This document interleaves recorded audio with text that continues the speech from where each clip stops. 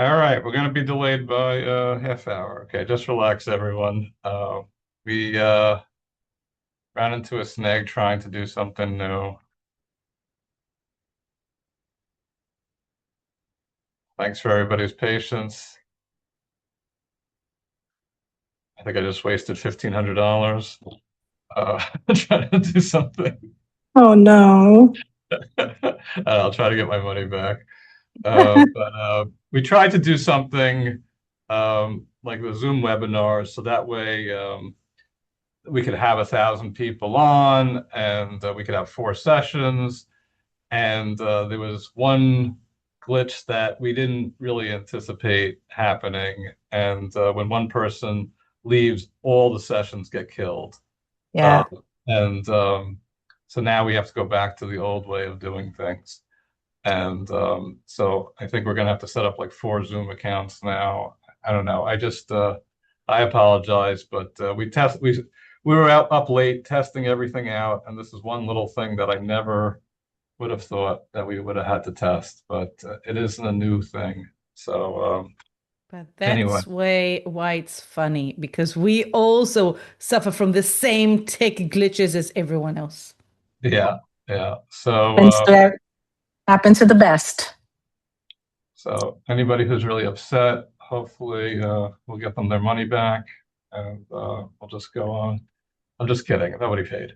Uh, I was going to say, oh, And we'll still give everyone the CPEs if they actually attend. So see, yeah. Don't still worry worth about all it. that. well, you can see people trickling in. Okay. All right. Do we need help with setting up maybe one of the Zoom meetings? We have a bunch of people on setting up those Zoom meetings. So Okay, excellent. yeah, like yeah. So we couldn't use GatherTown from last year. It's no longer available. So we had to, and I didn't want to do Zoom because regular Zoom, uh, just because the amount of people that we wanted that, and so it's been really interesting. Well, all right. So we may not get 1,000 people joining. We may get 100 people joining. We'll see.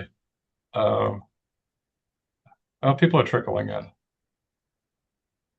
So anyway, we'll start at 11:30, okay, because of this.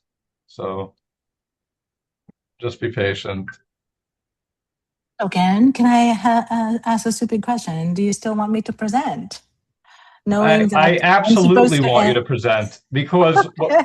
yeah, no. So yeah, no. You're going to present, and we'll just we're gonna roll with it, and Okay. Just have to push the time, I guess. yeah, yeah. Mhm. All right. No worries. Plus, Happy Beth, to your present. hair is totally on point, so you There have you to go. And speak. I have Christmas decorations already ready for everyone to view. So, I mean, it's such a I mess if I love it. don't present. By All the right. way, I'm cruising through our chapter website, our new chapter website. I'm uploading our board photos and all that. So Brian and I are doing a lot of work so far. We Nice. appreciate you guys. It's exciting times. I know it's a lot of work, but it's blame it on Ken because he raised his hand to be a pilot. So there you go. I mean, what Yeah. can I say? Thanks, Ken. Now, for those who asked if all tracks will be on this room, all tracks will be from this room, but it will be in breakup rooms that will send you through this room. So don't worry about that. Don't see Got other it. questions here. Mhm. And where is everyone joining us? I see Toronto. I see. Where is everyone? San Diego. San Diego, Nice. nice. Rhode Island, Dallas, Nice. Netherlands. Belgium, Germany. Ooh, So New I Jersey, went through. New Jersey, we know, we know. Luxembourg. I didn't know we had people in Nigeria, Pennsylvania, Calgary. Oh, I love Calgary. Beautiful, beautiful place. South Florida, Singapore, Alberta, Luxembourg. I'm from Abu Dhabi, so someone is That's you're exciting. That's in my bucket list. Jordan, nice. Can I just tell you Neighbors. that I went through the list last night of all the different countries. I was up to like 12:30 going through all the countries that registered last night, and we had 80 countries represented for the people that registered. So that's half the world was represented. So that was Amazing. I had this nice slideshow which I won't show because we're out of time. But it's we really had a lot of chapters. At least 40 to 50 chapters were represented, and I see more and more people are getting on. So this is great.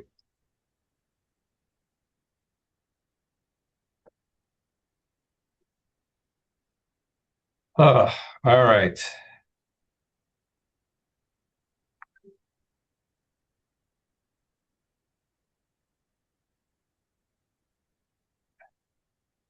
There was just one slide I want to show.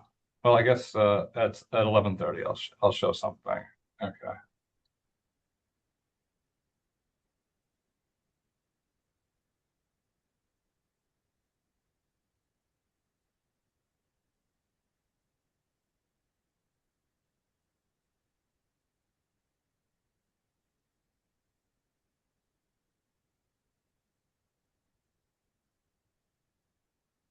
This might be confusing enough to prevent any Zoom bombers from coming. That's true. See, security by obscurity. Who said it wasn't a thing? It's definitely a thing. Security through obscurity. There we go.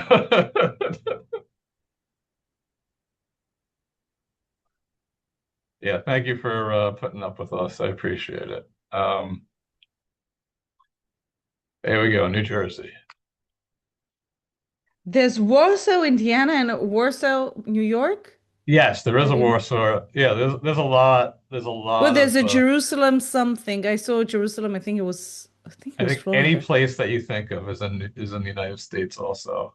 We are very original. I'll check if we have Abu Dhabi, US. No, we probably don't have that. We probably don't have that. All right, we got Dallas.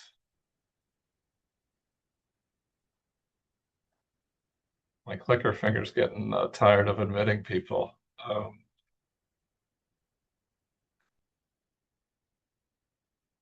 Very nice.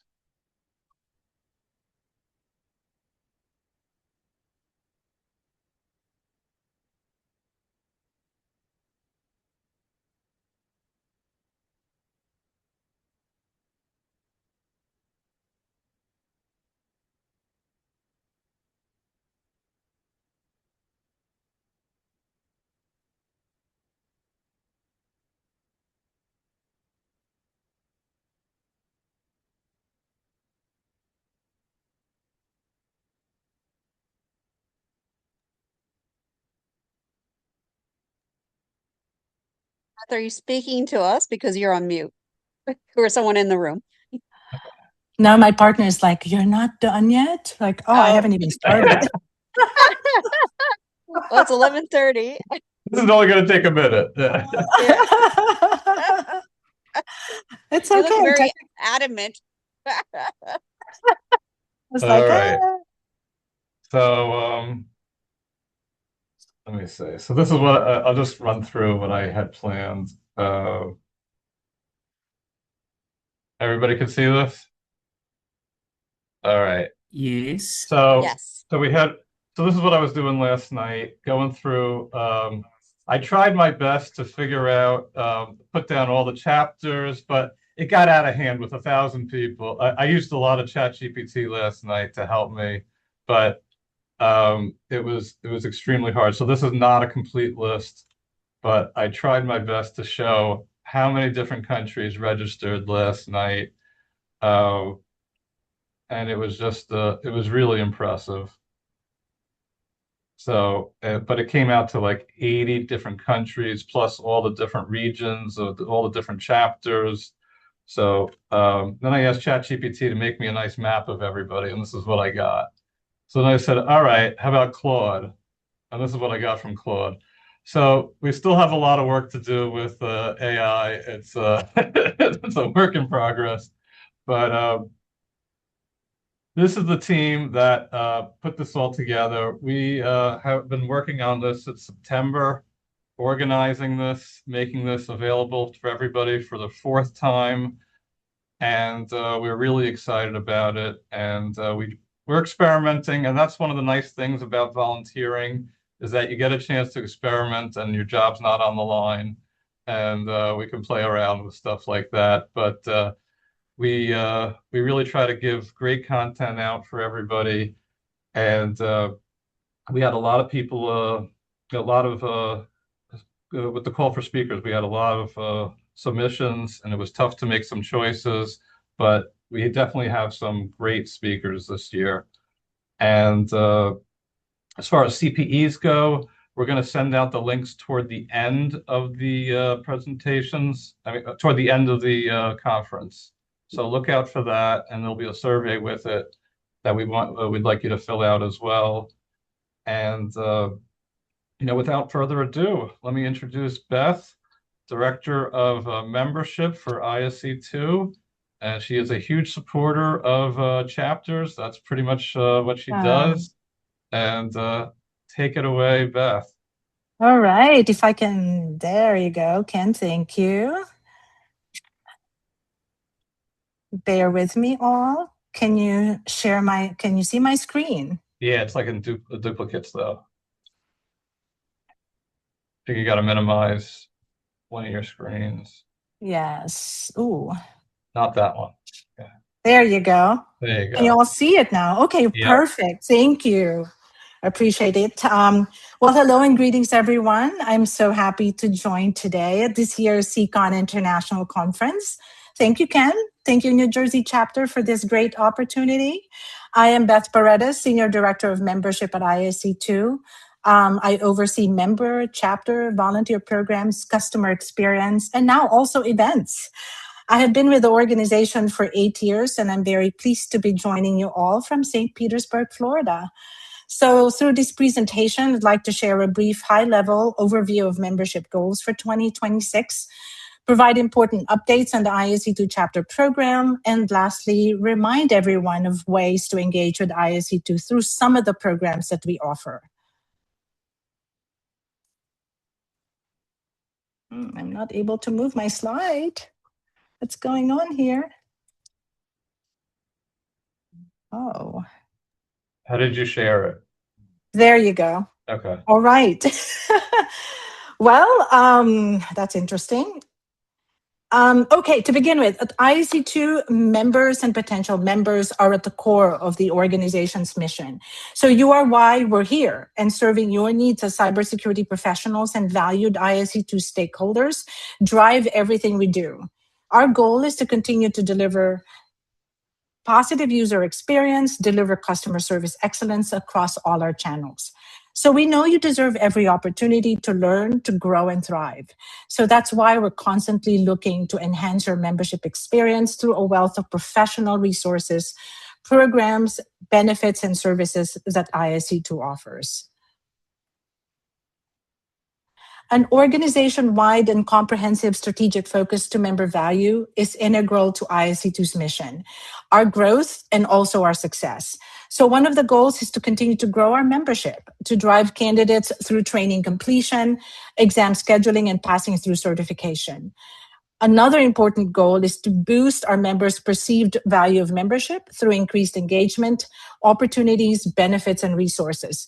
We want to provide value throughout the full spectrum of your member journey and to ensure that we have value propositions which resonates with our diverse membership base.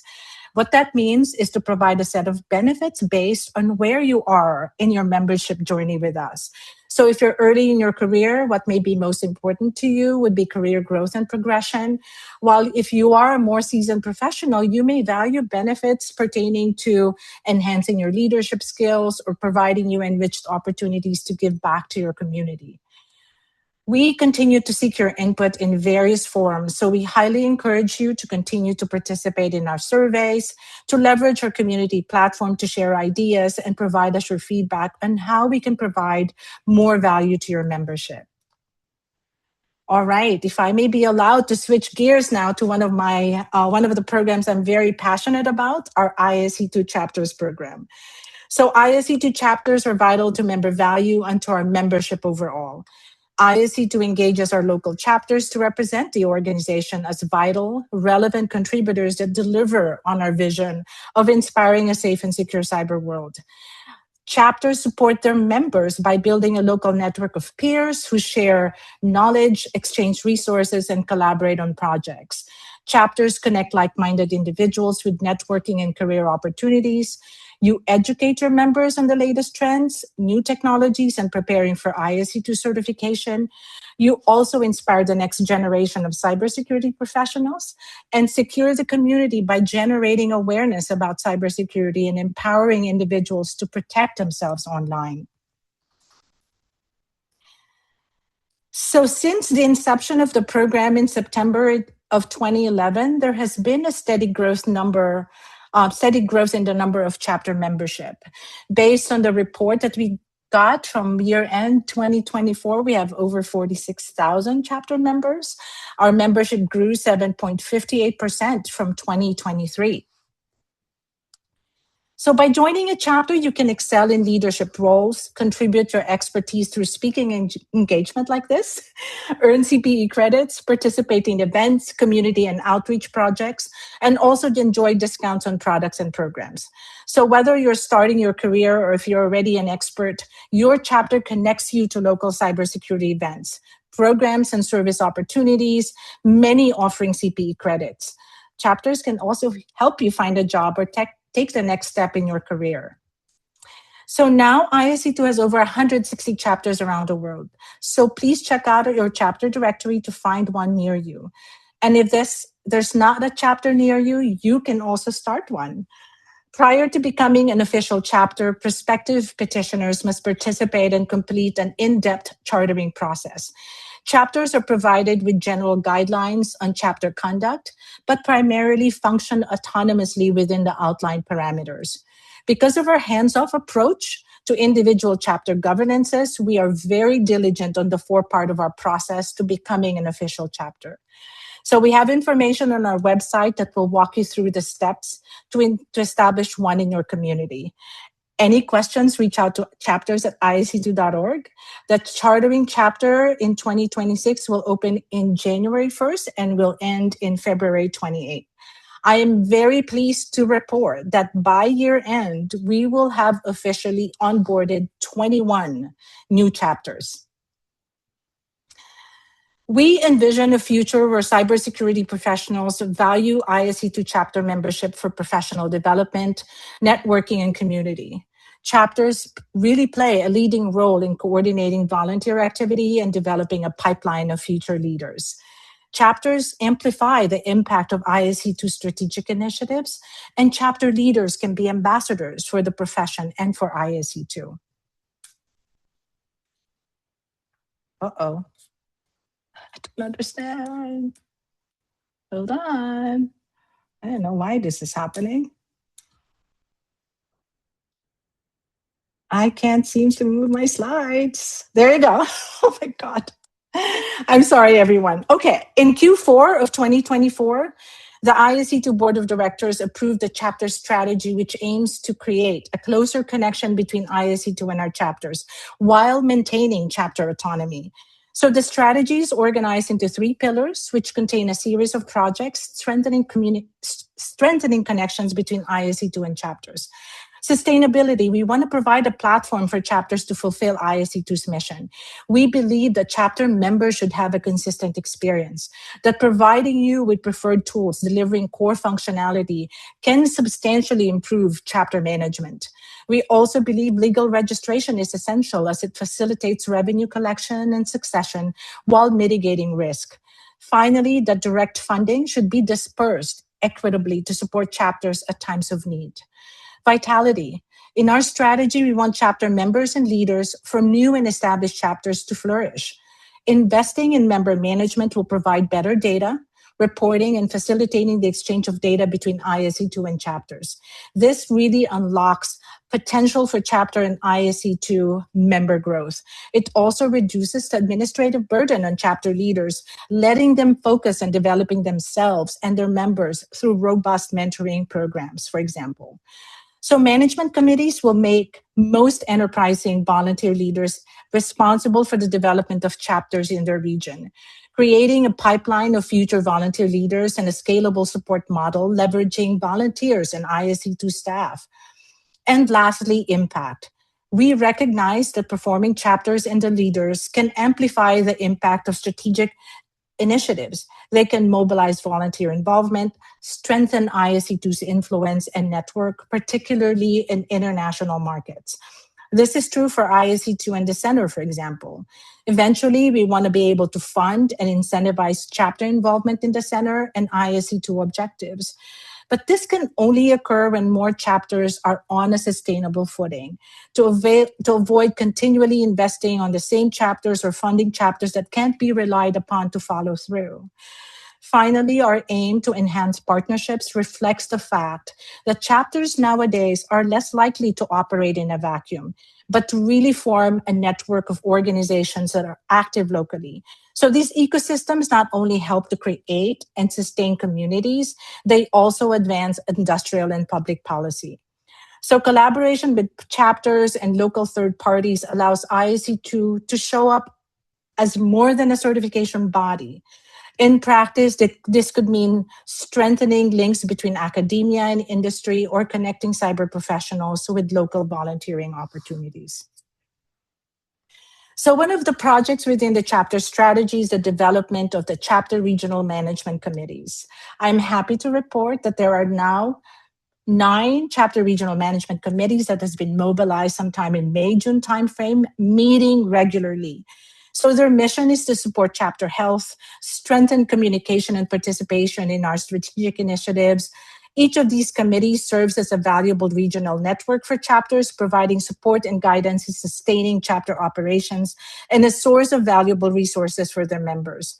Their experience and expertise will help promote chapter leadership development and enhance the engagement, participation, and experience of ISC2 chapter membership within the local communities.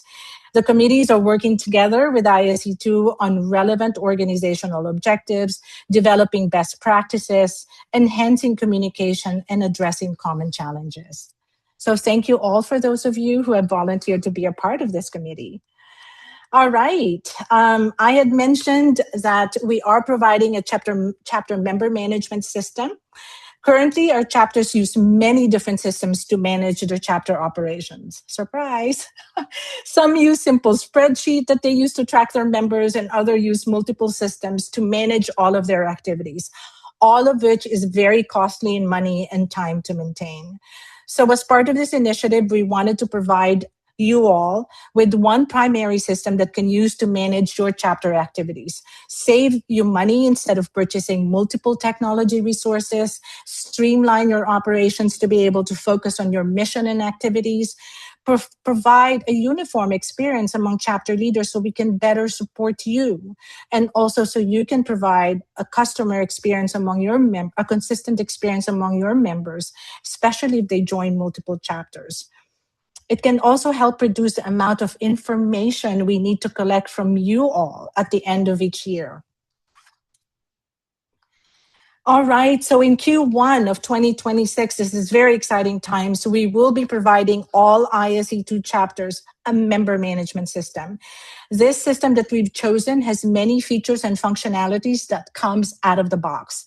It has a membership management where you can manage member data into different segments, control permissions. You have email communications, enabling you to send communications to your members through the system, including newsletters and auto notification to remind members of upcoming dues and events. We will be providing you with individual microsites so that you can post announcements and activities about the chapter. It also has event registration and management, so you can track and manage chapter events, collect payments, and pull reports. It will also have opportunities where you have the option to post job positions and also volunteer opportunities. Discussion forums, a feature like Facebook where members can communicate and collaborate by making posts in a forum. And of course, very important, a resource library or a media center where you can store and share documents, files, podcasts, webinars, etc. So a lot of functionalities. We're currently in a pilot phase with 7 chapters chosen based on their size, location, maturity, and current system they're using. So we launched the pilot in mid-November, working with these chapters, set up their system, testing the features and functionalities as well. We're also developing training materials and resources during this phase in preparation for the full launch in Q1 of 2026. The rollout will be on a phased approach. We will be sending out a survey to determine the best timing for chapters to transition over to the new system. So everyone, this is very exciting times for our chapters. It's a resource that we've been requesting for a long time. So we're very, very happy that it's finally come. Really quickly, one of the things that we also develop as part of this strategy is a chapter playbook. It is a resource where you can get all the guidance on chapter operations, sustainability, and growing your chapter. The version 2 is now available in a Prism. Invitations have been sent to all chapter leaders, so you now have access to it. Please use it. We also co-created with chapter leaders a mentorship guide that will really guide you all in mentoring and stewarding chapters from latter stages of their chartering application through year 1, and really providing them support to retain good standing. It is also hosted in our Prism. Invitation to access has also been sent to all chapter leaders. All right. This is really very important. I wanted to actually share and remind everyone, if you don't know them, that there are other ways for you all to engage with ISE2. So serving as a volunteer is a rewarding experience. It provides you the opportunity to share ideas and expertise, work with colleagues outside the normal work environment, interact with industry experts, and make an impact in the local and cybersecurity community. Our volunteer base is diverse in composition. It brings a broad perspective, a wealth of ideas, and a depth of understanding of member interest to the job.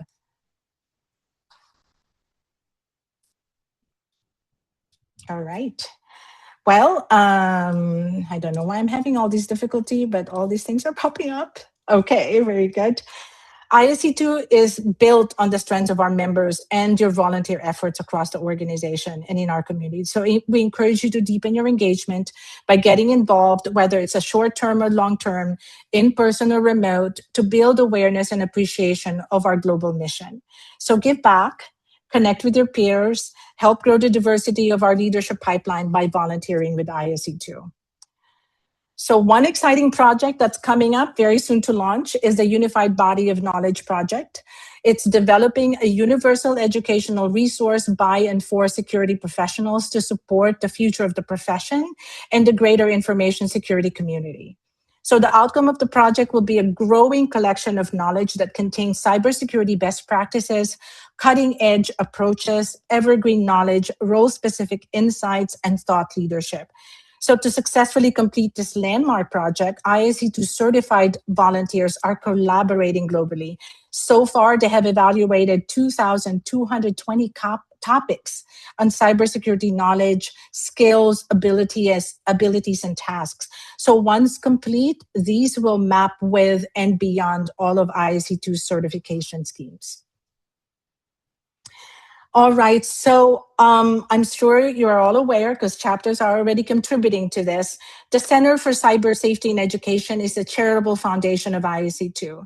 It leverages the power of its robust global network of experts to serve the public by educating the most vulnerable about cyber risk, removing barriers and empowering access to enter and thrive in the cyber profession, and also helping small organizations to protect themselves from cyber risks that threaten their very existence. So you're all aware, chapters participate in the Safe and Secure online. They have presentations for youth, college students, parents, and adults, and even senior citizens. So we encourage you to participate in all of the programs of the Center for Cyber Safety and Education. You can see here on this slide a link to the webinar where you can learn more about how you can make a difference and earn CPE credits as well. All right, in conclusion, I know it's been long. As a membership organization, our vision is for a robust community of current and future members who are passionate about your role as cybersecurity professionals, the future of the profession, and also the positive impact of cybersecurity in the world. We will continually drive to grow and engage our member base, who see value in their membership beyond certification and see ISE2 as a lifelong partner. We envision a community of current and future members who sees us as the leader in ensuring integrity and recognition of our gold standard qualifications, a go-to place to feel connected, to feel valued, recognized, and supported in your career journey, an essential resource on current and emerging issues that directly impact cybersecurity professionals, a bold advocate for professionals and the profession globally, and lastly, a source for impactful opportunities to leverage your expertise to make a difference. I am going to end with that. And again, thank you everyone for your patience in listening in. And thank you again for the opportunity. Enjoy the rest of the conference. Back to you, Ken. Thank you so much, Beth. That was wonderful. A lot of people were sending chat sessions about starting their own chapter and stuff like that. So they definitely, Beth, can you put in the chat how people can reach out to you if they are interested Absolutely. in more? Yes, thank you so much, Ken, for that. I will do that as well. Okay. Yes, before I log in, I log out, I will definitely do that. All right. Okay. Thanks, everyone. Terrific. Thank you. All right, moving right along. Our next keynote speaker is Erdal. For those who do not know him, he has been a celebrity with our SECON events, and he is a phenomenal author, speaker. How many times have you been a CISO, Erdal? I think that's now my fourth CISO role. Okay. Yeah, CISO role.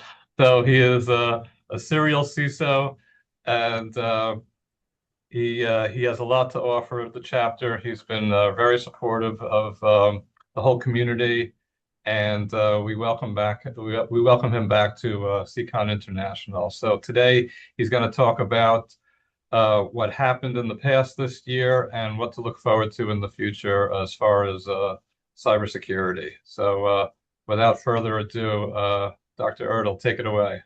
And can you make Erdal like the main person on the screen? Right now you have Oh, Beth and Erdal. Yeah. Hold on. Okay. There we go. That works. Okay. All right.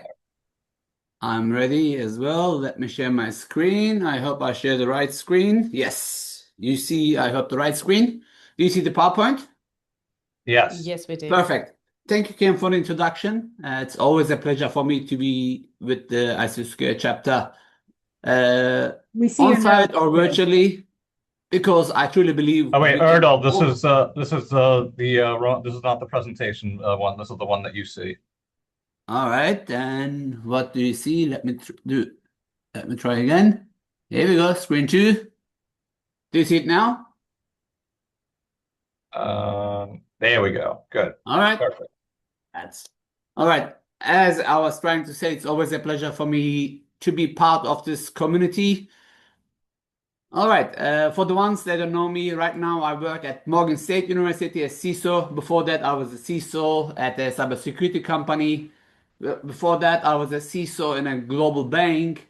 And before that, I was a CISO advisor at Microsoft and cybersecurity architect. Besides that, I'm the president for Global CISO Forum. Anyway, we can talk all day about me. I don't want to do that. I want to talk about what happened this year and what I predict is going to happen next year. Here is a short agenda. For the ones that know me, I usually try to add lots of jokes and humor to my session. And you probably also notice my accent. Promise that's not my fault. Let me tell you a little bit about me. I was born and grew up in Germany. Then I met my wife when I was late 20s. I moved to Australia for 2 years. Then I lived 7 years in Dubai. Last 4 years I'm here in the US, and this is what's coming out. So I'm sorry for the accent. All right, if you're ready, let's start. Cybercrime. When I say cybercrime, you all know it's not what is longer done with hoodies in a basement. Cybercrime, it's a huge corporation. When we look at the data breach report, Verizon's ones or Microsoft ones, we see that the human element, it's still the #1 cause of any cyber breaches with 68%. Then, of course, social engineering is supported with exploits. Compared to last year, there is a growth of 180%. And surprise, surprise, surprise, ransomware was sitting with 24% of all breaches in that list. So why it's important for us to know that? First of all, I know you all are busy. I know you all try to learn something new while you trying to do your work, day-to-day work job. But if you don't know what's happening in the past, you will definitely not be able to protect the future. That's why those reports from Verizon, from Microsoft, from Google Mandiant, from IBM, it's really important. And look, if you ask me, I would all of you recommend to spend at least 10-15 minutes every day on cyber news, what's happening, the TTPs, the attack vectors. But I know most of you are not doing that. But do one thing, read these reports to find out what's happening. And for me to be able to tell you what's happening in the last year, the best resources are, of course, those reports. And that's why I started with those reports. Now, enough about the reports. When I ask you a question, Ken, are you there? Can you hear me? What is a business? I can hear you. I can hear you. Yeah, what is a business? When I asked you what a business is, I know you have a microphone, that's why I picked on you. You know, I do this in the stage life as well. Like a business is usually an activity to make an economic profit, right? And Correct. I'm here not to speak about business. Why do you think I put this slide on? Because there's no point in doing cybersecurity if there's no businesses. Which is true, but more importantly, as I said in the beginning, cybersecurity, cybercrime is now the greatest business.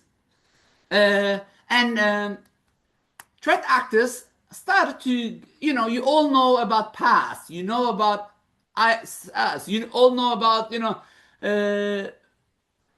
about the different IT business models. But did you hear about RAS, ransomware service?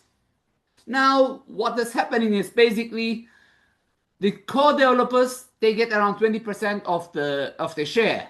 The affiliates, in other terms, the sales guys, they keep 80% of profit. And when you look at initial access brokers, it starts from $500. And believe it or not, there is a support team today which supports RAS as service.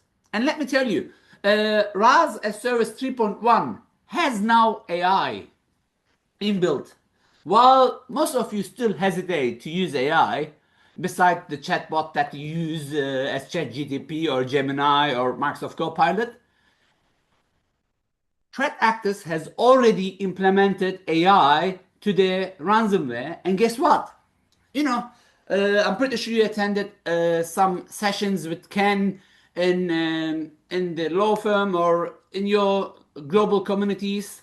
Usually you have someone who does the negotiation as ransomware negotiator, but today you don't speak to real persons anymore. There is a chatbot which is much more strict when it comes to negotiations. So as a result, low barrier to entry, but anyone can be a hacker with a monthly subscription. It's like going to Netflix or whatever streaming platform you have and subscribing into it. There is a monthly subscription fee, affiliate program. There is options to one-time license fee, and at the end there is a pure profit sharing. So that's what I meant with this slide.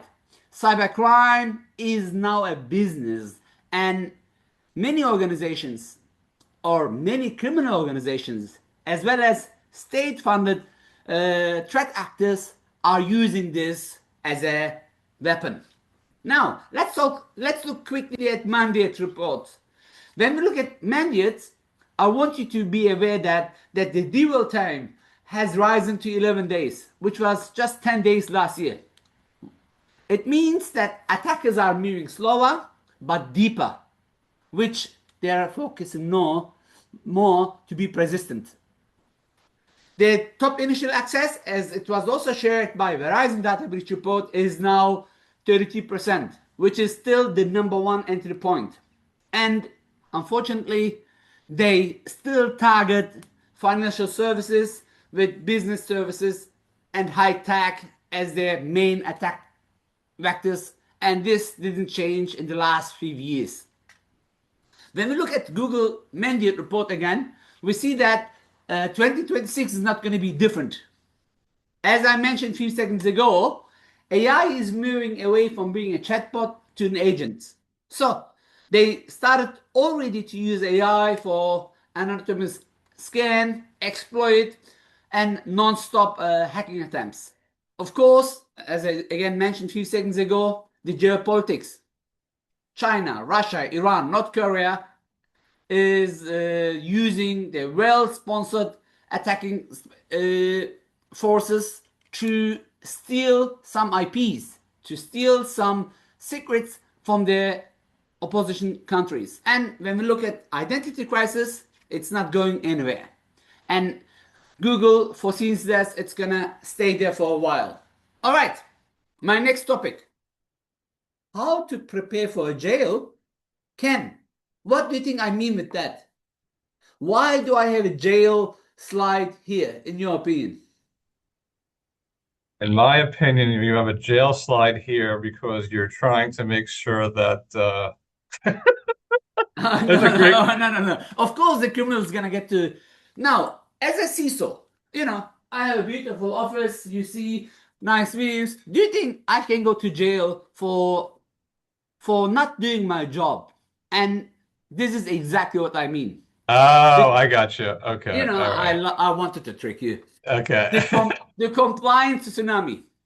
If you are in US, you all know that Security Exchange Commissions now has some rules that if you do not disclose an incident within 4 days, you can be in trouble.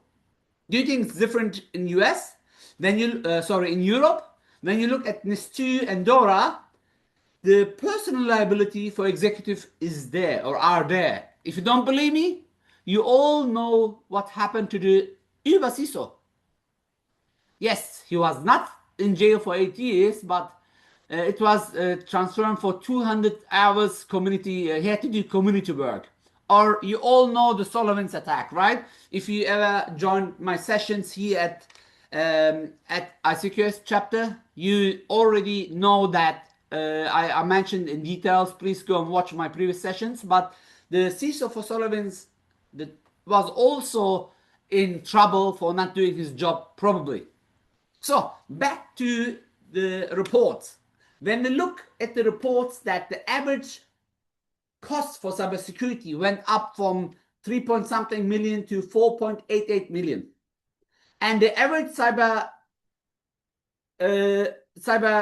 breach cost in healthcare went up to close to $11 million. Now, the human element is there, the ransomware element is there, and now the tsunami for compliance is there. What do we need to really do? Before I go ahead, I want you to quickly look at the Microsoft Digital Defense Report.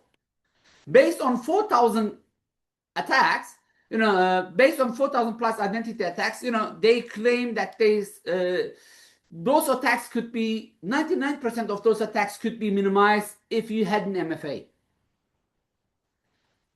Cloud storage is also now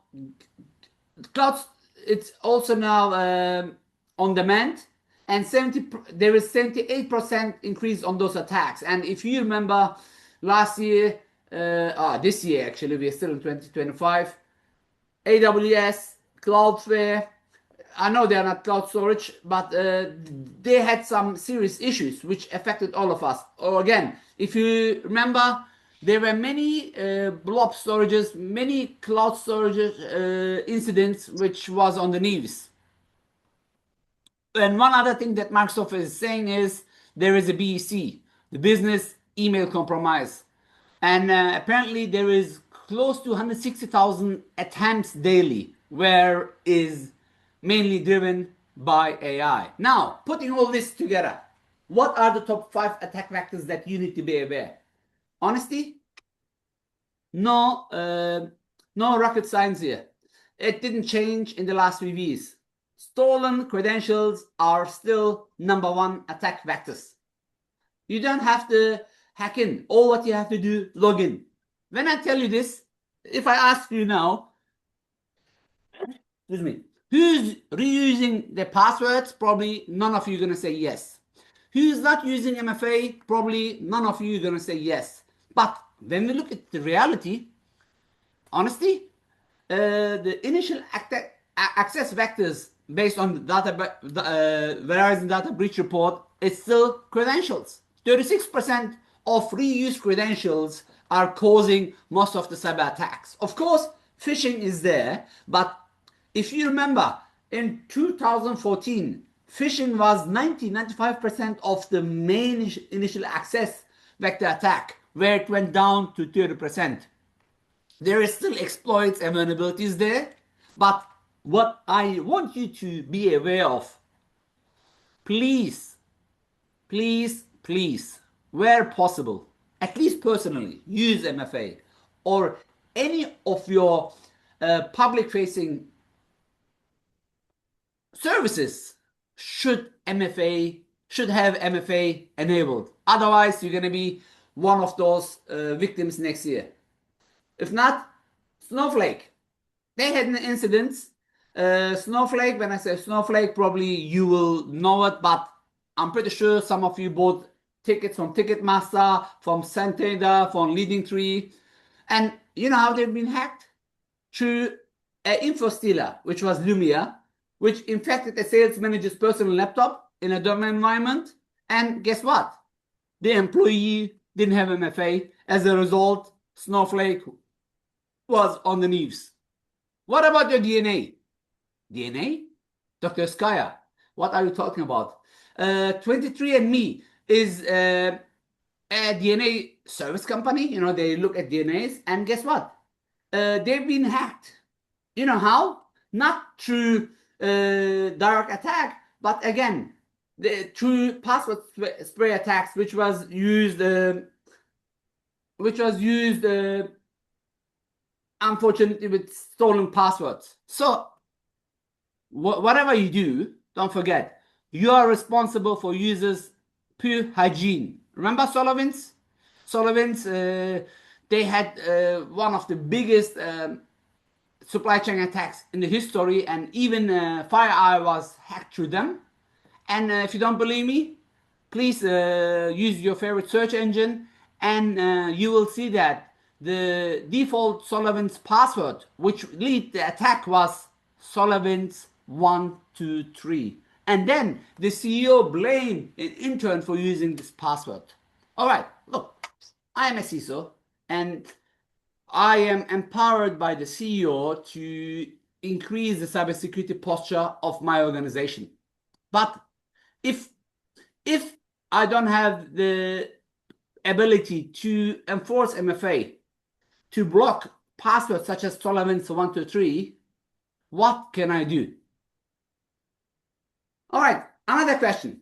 Ken, you again, sorry. No What worries. can you buy for $100? Not much. Not much.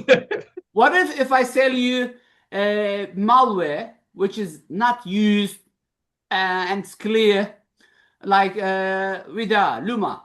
It's sold just for $100 in dark web. And what this malware can do, it can grab a session cookie, and even though you have MFA, it can also bypass MFA. So just a few minutes ago, I was just talking about using MFA, but today, unfortunately, MFAs are by itself not enough.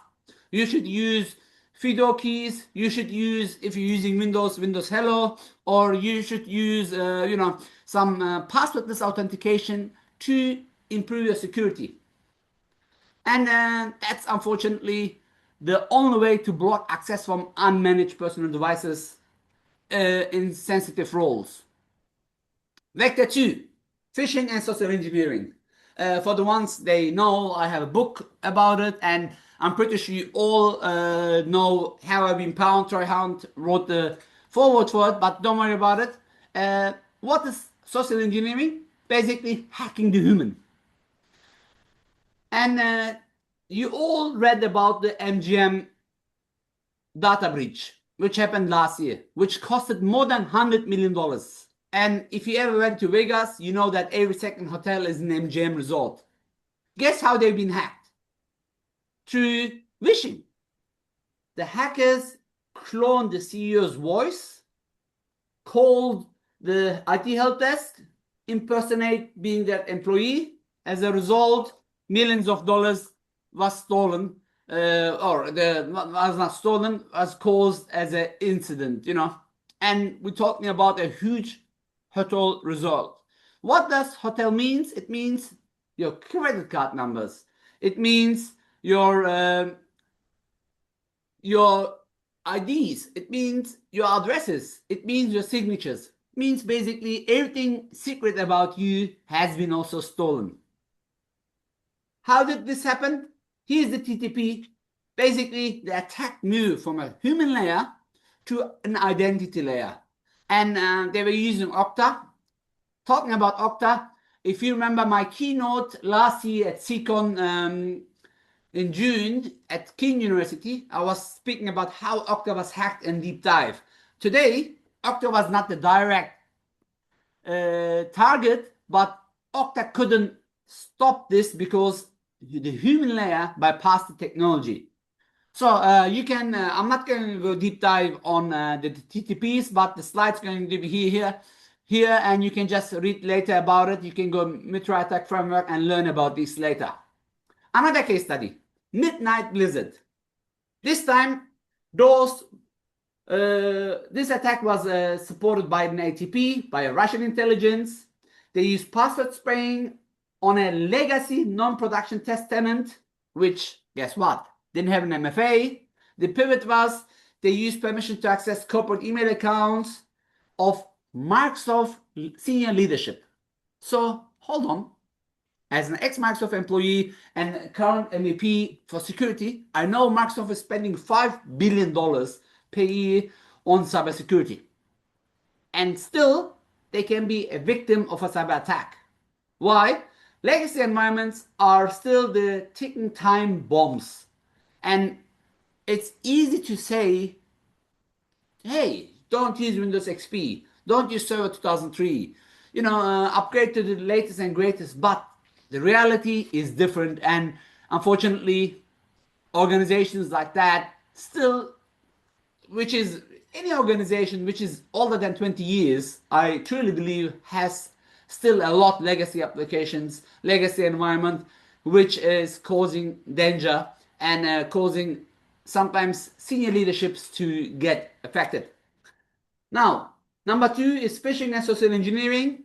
DoorDash. Who never ordered food from DoorDash? You might be overseas, but I know DoorDash is now nearly in every country. If not, they have a similar service. Basically, you go to the app, you order your food, and the food is delivered to your house. The incident, employee tricked into relieving credentials via SMS phishing attack, and the advisory in the middle basically passed the proxy in the real MFA request and hacked DoorDash. As a result, they were in trouble. What has been used? The TTP was phishing. Basically, voice phishing attack. They called the help desk, remember? Similar to MGM. Help desk didn't verify the caller. They basically were too nice, and they used the voice as a proof or not a proof, which caused that issue. Basically, the defense is simple. There is no exceptions. No matter who calls, they should follow the procedures. I might be calling Ken as his boss. Hey Ken, I want you to change my password. You know me, and I might even open, my webcam. But this could be a deepfake. How hard is to use the technology that has been implemented? The technology could stop the attack vector in this case. Another example, modern phishing. Basically, they use different tools, technical TTPs like advisor in the middle, like Evil Gen X2, or they sometimes bombard the user with fake MFA requests, which they hope someone is going to click accept. Or I'm pretty sure you attend conferences where you see some QR codes where you want to just basically scan for the free wireless. Excuse me. All what you have to do is again use either FIDO keys or MFA or Windows Hello. Where possible, implement conditional access. Where possible, improve the cybersecurity awareness. Otherwise, you are going to be victim. I have a few more minutes before I go to vector 3. Please, if you have any questions, do not forget to type in. I'm going to look into those later. Now, supply chain. When we talk about supply chain, I mean, looking at my office right now, made in Turkey, made in China, assembled in US, my Yeti cup, probably made in China. So everything's through supply chain. You know, you all remember the Colonial Pipeline attack. You all remember the Colombian University cyber attack, supply chain attack. So while everything is shipped via supply chain, today when we look at what we use, unfortunately, many things is out of our control, and we do work with vendors. Now, talking about IT, who's not a third party? The Windows operating system or the Apple operating system that you use is a third party. The antivirus is a third party. The contractors comes your company is a third party. So, what I'm trying to talk is about software dependencies and third-party access points. If you do not have a TPRM, third-party risk assessment, TPRS, then or team, then you're doing something wrong. Here's another example: the Change Hill Healthcare breach. They were a victim of a ransomware attack through Citrix Virtual that blocked MFA. As an impact, nearly 50% of the US medical claims put on hold, and the estimated cost was $872 million per quarter. Now, I'm talking about per quarter. Times 4 is 9 times 4. It's, you do the maths. Another example, XZ utilities. Here's the code for you. There was a CVE. Guess what? The CVE was not patched. As a result, they had an issue. Lesson learned here: open source is not inherently secure. Yes, neither closed source. We gave the Microsoft example, we gave the Google example, we gave the AWS example, or open source is there. So what do we need to do? Basically, we need to learn how hackers use supply chain attacks. And here's the TTP repo jacking for you. What happened is they took over maintained packages or using typo scripting to trick developers into stealing malicious libraries. Their SBOM, basically they looked at the code, there were some vulnerabilities. The defense, zero trust. Again, a few minutes ago, I was also talking about, hey, if you're an organization which is 20 years plus old, then most probably you are a dinosaur and you have some applications that, for example, not ready for zero trust. This shouldn't be your excuse. You always have the opportunity to create a greenfield environment and put your most valuable assets. This is my office here. Probably you don't see it, but my books are there, my awards are there, but I have a safe here and that safe has usually all the critical assets that I don't want to be lying on my desk. Yes, right now my notes are on my desk. Some applications, some reports printed out are on my desk, but every day before I leave or when I go to lunch, I ensure that I put this into a safe. Even though I am in a locked environment, I have my own personal office, and the DIT office is locked with a security guard as well, I ensure that my most valuable assets are kept away from my non-valuable assets, because I know if I keep them together, soon I'm gonna have less valuable assets because they can be easily lost or stolen. This is again some TTPs for you. Later you can read them yourself. The lesson learned for you here is, please don't forget, 0 days, they're expensive. But with help of AI, today it's easier to find 0 days in software. And as a result, you can be easier victim in your organization. So what you need to do is, of course, for example, use the same AI to ensure that you have continuous scan. Where possible, you have to implement not where possible. You definitely need to implement defense in depth. Where possible, you have to implement zero trust. I still hear a lot that many organizations, they say, hey, you know what? I have antivirus, I have firewall, I have this. Yes, they are important, but don't forget, if you don't have network visibility, and if you don't use products like Neox Networks, for example, then you are in trouble. Anyway, attack vector 4, based on 2025, was exploit vulnerabilities. Usually, you all know the term Patch Tuesday.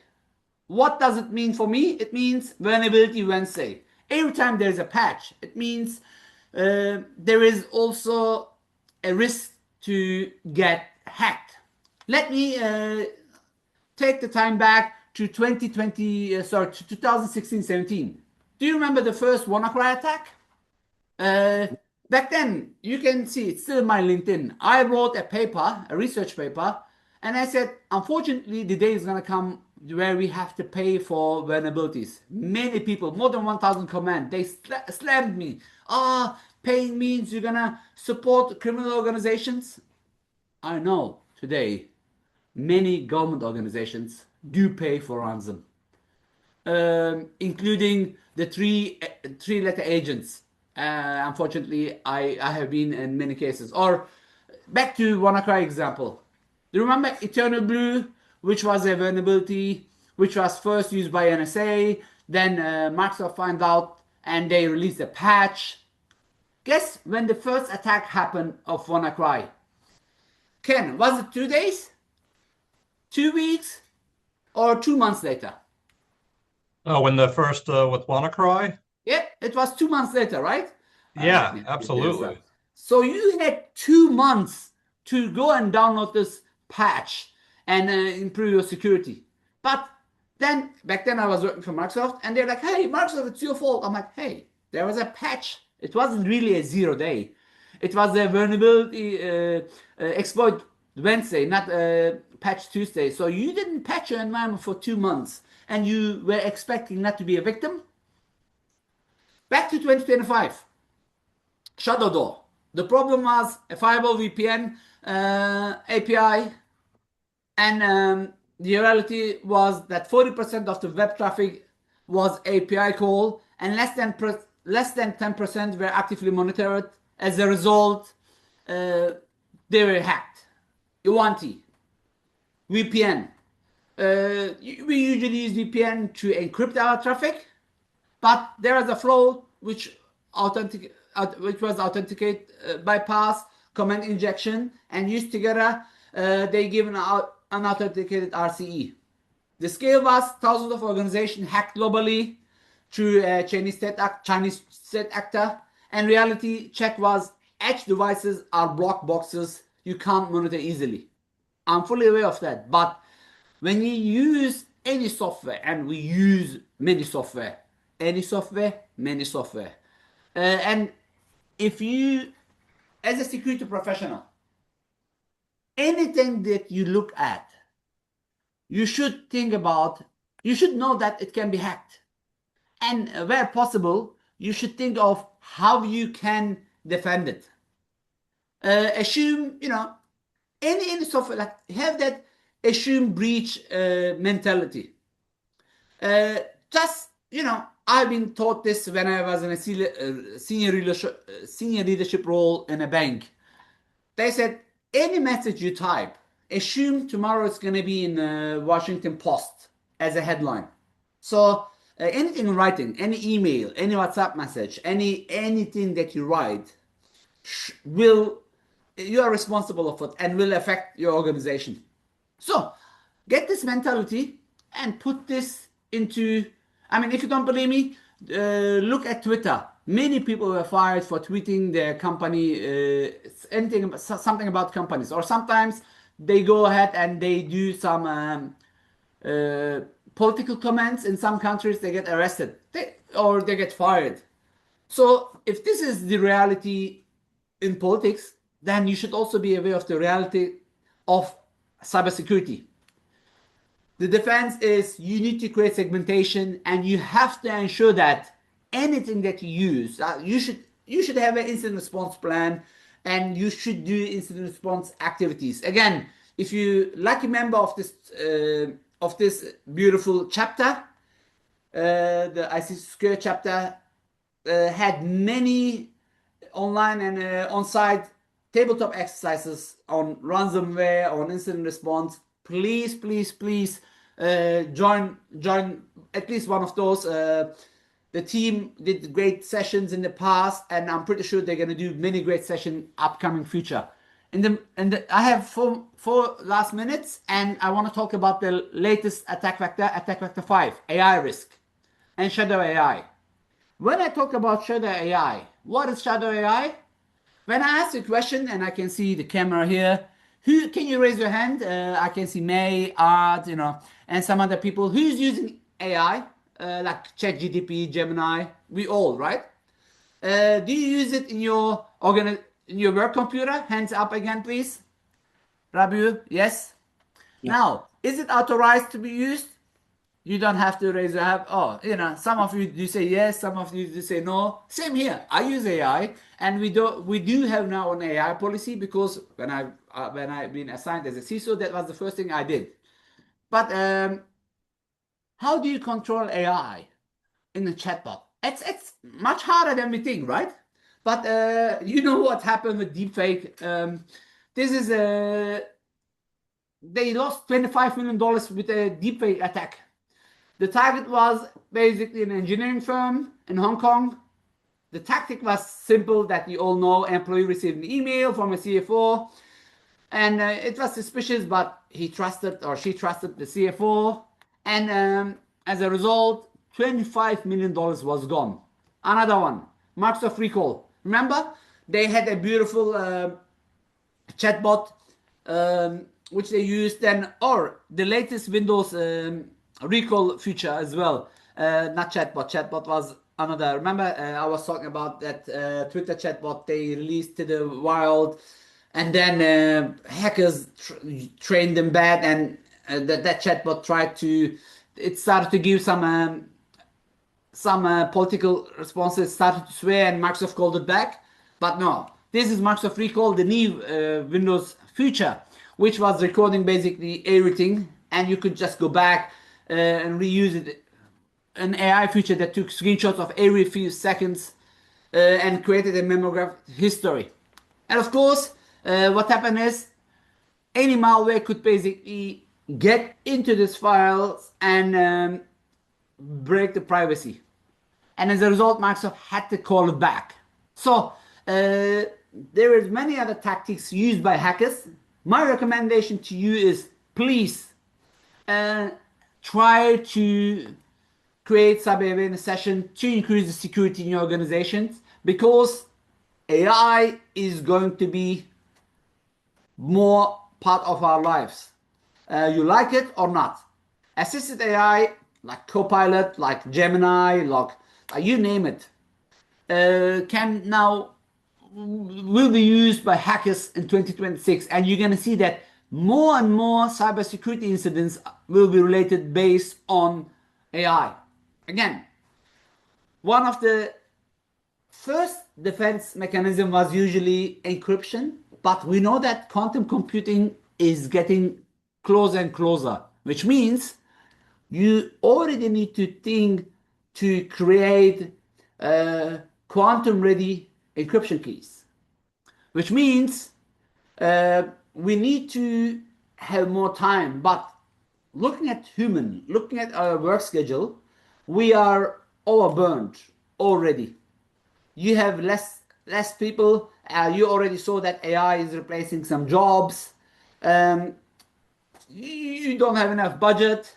My prediction is that we're gonna be have more human issues, social engineering, or skills shortage, which is gonna cause some trouble. And again, for when we look at 2026, you should have a morning checklist. You should do auditing. You should do scan. You should do recovery. You should have a strategic shift when it comes to resilience, which is going to improve your security. Now, before I go, one more thing that you need to know. You have to also learn speaking the boardroom language. Talking about SQL injections, talking about EDR tools, talking about patch rates is important, but not using the business language is a fatal mistake that you will do. Instead of, you notice my English is not perfect, right? And I'm trying to use better English every single day, even though for the last 30 years I live now in English speaking countries, but still the accent is there, it's not going anywhere. But I need to try to improve myself because I'm in front of you nearly every second week. Last week I was in Turkey delivering a cybercrime session to NATO. Before that I was in Azerbaijan. Before that I was, in many, many different countries. You need to learn to speak the boardroom language. And here are some examples. You can read this later out, okay? Please, please, please. It's like when you talk to a child, we all use different language. Or when you talk to an animal, we try to, change our voice. And Give it's me a minute. I'll call you back in a minute. Bye. and Ken, that's my last slide anyway. Please, please, All right. please, Thanks. please translate technical risk into revenue risk. With this, I came to my last slide. I hope you enjoyed the session. This is my contact details. Feel free to be in touch. You can watch my perfect English videos on YouTube. You can connect at Instagram. You can go to my blog, LinkedIn, and so on. I hope you enjoyed the session. If you enjoyed the session, my name is Dr. Dadoskaya. And if you didn't enjoy the session, my name is Ken Fishkin. Thank you very much. There you go. There you go. Well, thank you very much, Erdal, as always. Very entertaining and insightful as well. So, love having you on as a keynote. So, we are going to the next sessions now, breakout sessions. So, Brian, I'm going to let you take over and explain what new way we are doing things, so that way people know exactly where to go. So, Brian, are you on? Hey, Ken. Yep. Hey, everyone. All right. So we had to make some changes on the fly. So there's some breakout rooms. It's going to start 3, 4, and 5. If you follow the agenda, it's going to be updated for what speakers are speaking in those rooms and the topics. So feel free to pull that up now. We're going to drop the link in the chat as well so that you can look at the agenda and head to your breakout rooms. This room is still going to be the room 1. So speakers who are presenting in this room can stay, aligned to the schedule. All right. So give me 1 second. I just want to put the link in the chat for everyone. And Ken, we're bringing in the new speaker now, right? For room 1. I think he's there. All right, let me just.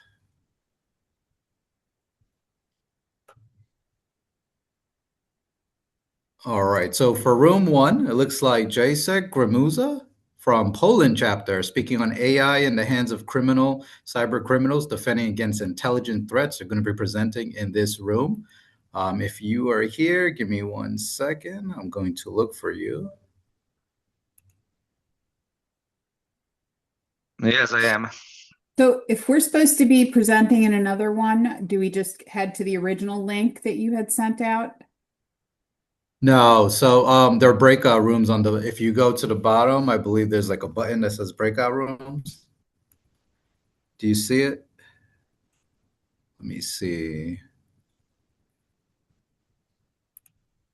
Transfer meeting to room? No, I don't think so.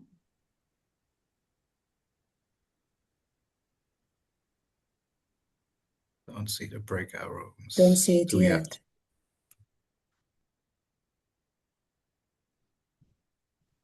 All right, give me 1 second. Another technical issues. Gotta love them. Thanks, Brian.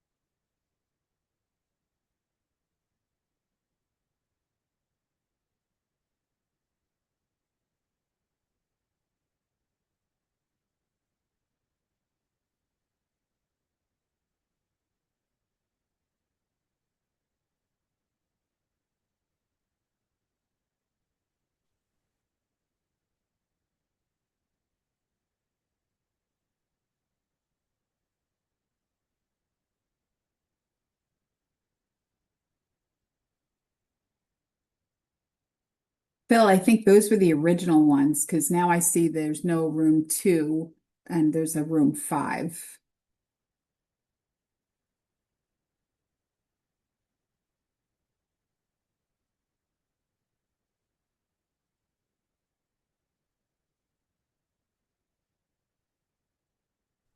Where do you see the room, Stella?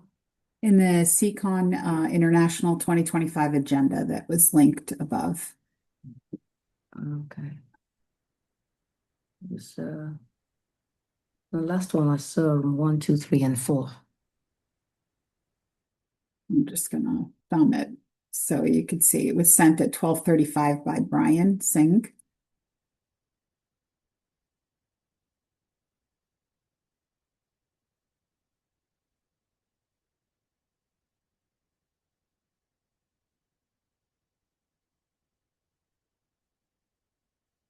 Elise, I don't think those are right because there's a room 5 is not listed there. And there's no room 2. Career is now room 3.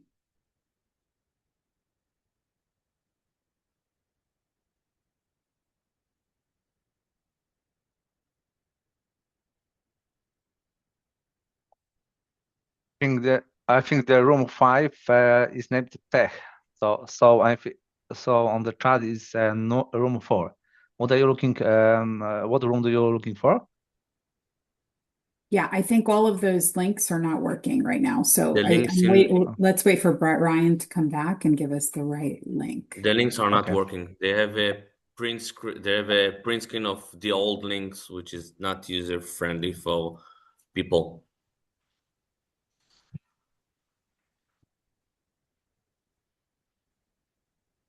Yes, we're waiting for Brian to come back.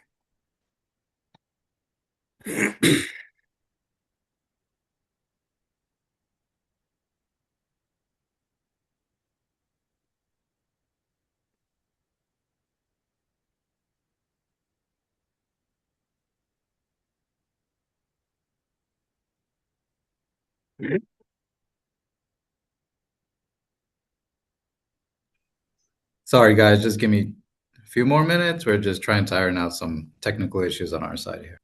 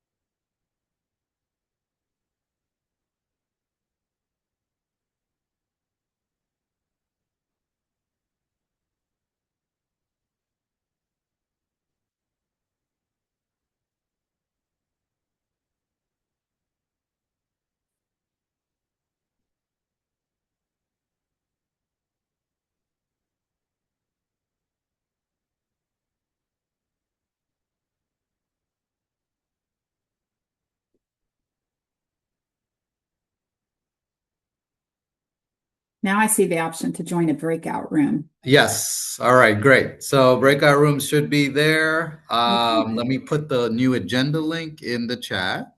And we're going to follow the agenda link. We're not going to follow the Eventbrite link because we had to change the rooms. All right. So the link is now in the chat. So speakers, you should be aligned to your new breakout room numbers. So you're going to join that breakout room. And attendees, you join that breakout room for the topic that of interest. All right. Great. Okay, a second.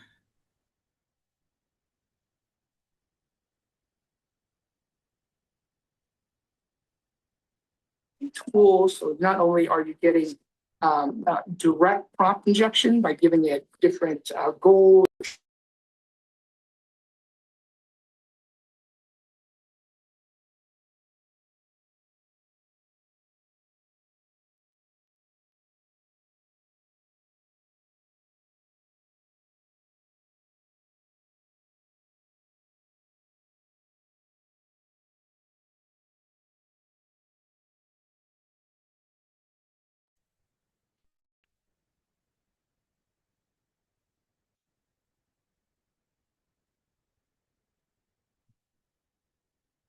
Hey, Jacek, how you doing? You can start when you're ready. And thank you for your patience.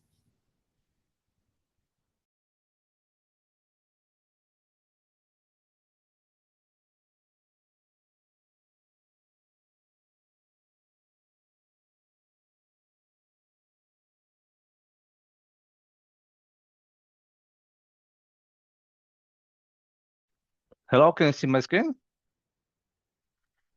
We can see your Yes. screen, yes. Okay, so we have 15 minutes, yeah? Okay. Hello, everybody. AI is reshaping every aspect of our lives, from business and medicine to education and security. Its power to analyze data, make decisions, and create content brings incredible opportunities. But with these benefits come serious risks. In the wrong hands, AI can fuel manipulation, cyber attacks, and disinformation. In this presentation, we'll explore these threats and discuss how to build resilience against them. My name is Jacek Muza. I work as senior IT security architect, and I'm also the president of the IC2 chapter Poland. Most of my career has been dedicated to defensive security at the Blue Team side. In today's sessions, we start by looking at real-world examples of AI-driven attacks, including phishing, voice cloning, and deepfake-enabled fraud. Next, we'll explore malicious AI tools used by cybercriminals. Then we'll move on to how organizations can implement AI governance. Finally, we'll discuss how to prepare for AI-based threats with proactive measures. Before we move on the main presentation, I'd like to share an interesting example of how AI is being used in business. Fideitana is a virtual influencer created by a marketing agency in Barcelona. She's not a real person, but a character generated by AI and digital design experts. Her creators regularly plan her life and activities, producing realistic photos and stories that engage her audience. The project was designed to avoid issues often faced when working with real influencers, such as financial demands, logistics, personal whims. Okay, so cybercriminals are increasingly using AI across multiple attack vectors. Deepfake voice phishing leverages AI-generated voices to impersonate executives and commit fraud. AI-powered spear phishing crafts highly personalized emails that trick victims into clicking malicious links, leading to account compromise or ransomware. Adversaries attack manipulate AI inputs to bypass access controls while exploit automation, accelerate breaches by generating exploits from code analysis. Of course, AI-driven disinformation spreads false content to influence public opinion and damage reputation. So mitigation strategies include voice authentication, advanced anti-phishing filters, model hardening, patch management, and continuous content monitoring. I'd like to share some examples of analytical uses of AI that show how this technology can be exploited in harmful ways. AI-generated child sexual abuse material is growing threat with thousands of synthetic images using real children's faces, leading to rare victimization and prompting strict laws in countries like the UK. Voice cloning attacks have even reached public spaces. Pedestrian signals were hacked to play messages in a voice mimicking Jeff Bezos. Deepfake video fraud is escalating to in Hong Kong. Employee transferred 25 million after a fake video call with AI-generated colleagues. This case was mentioned earlier. And fake video, and of course, cyber criminals now use cloned voices to individual kidnapping scams, creating panic and demanding ransom. So these cases show how generative AI lowers the cost and complexity of sophisticated attacks, making them scalable and harder to detect.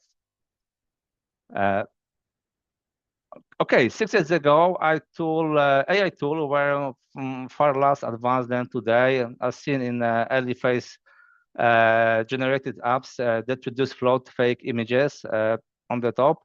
Now the synthetic faces are almost indistinguishable from real ones.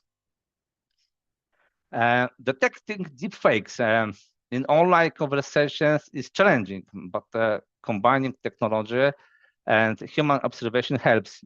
Technological methods include pixel artifacts, analysis, image filter checks, watermarking, behavioral analysis like eye movement and voicing. But manual techniques involve spotting unnatural expressions, audio delays. We can asking about spontaneous gestures or unexpected questions. So combining these approaches greatly improves real-time detection. Sorry.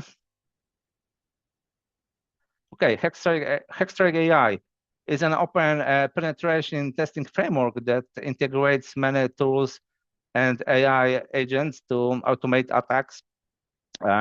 So making it highly attractive for malicious use. Its ability to find and exploit vulnerabilities in under few minutes, evolving from GitHub released in 2023 to underground forums 2024 and AI as a service this year. It poses major risk, democratized hacking, and faster exploits.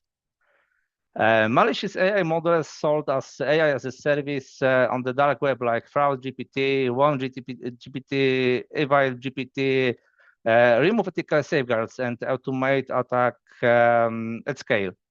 With subscription prices as low as $10, these tools enable phishing, malware generation, and ransomware guidance, dramatically lowering the barrier for cybercrime. AI is now both a weapon and a target, accelerating attack speed and scale. Groups like famous Choima infiltrated 320 companies in a year using Gen AI for fake CVs, deepfakes, and malicious code. So we must defend against AI-driven attacks and protect AI from being weaponized. AI is now powering advanced malware, making attacks faster and more innovative. For example, FunLocker, ransomware as a service by FunSec, combines cybercrime with hacktivism and uses AI for rapid code generation. Sparkcat is a crypto stealer for Android and iOS, leverages OCR and the Google ML-Kit to extract wallet recovery phrases from images. These examples show how AI and ML are being weaponized to scale and accelerate cyber attacks. Here you can see the most common types of attacks on AI: prompt injection to insert harmful instruction into prompts and change how the model behaves. Poisoning attacks, where training data is manipulated to produce biased or wrong results. Evasion attacks involve creating inputs that trick AI systems and bypass detection. Functional attacks, where hackers steal the model's functionality through API or reverse engineering. Inversion attacks, which aim to recover sensitive data from the model's outputs. So AI is powerful, but vulnerable. So we need strong security measures to protect it.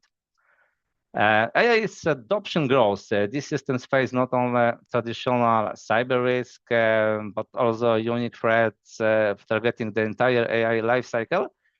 From data collection to the deployment, attackers can strike during training or inference, using digital or physical access and varying levels of system knowledge. MITRE Atlas is a global knowledge base focused on AI-specific threats.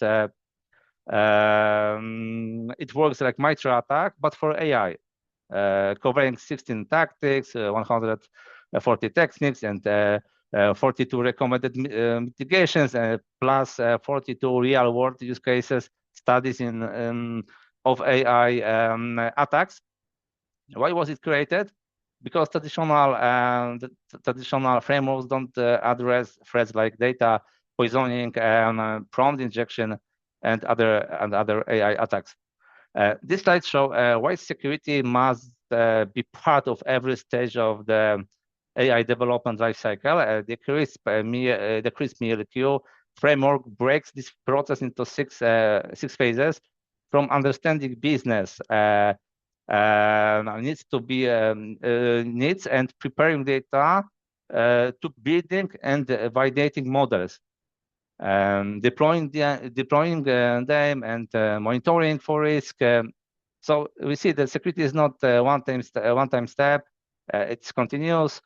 Of course, each phase includes identifying and mitigation threats, and if issues arise during monitoring, teams may need to revisit area stages, and MITRE ATT&CK help in this by mapping mitigations to these phases.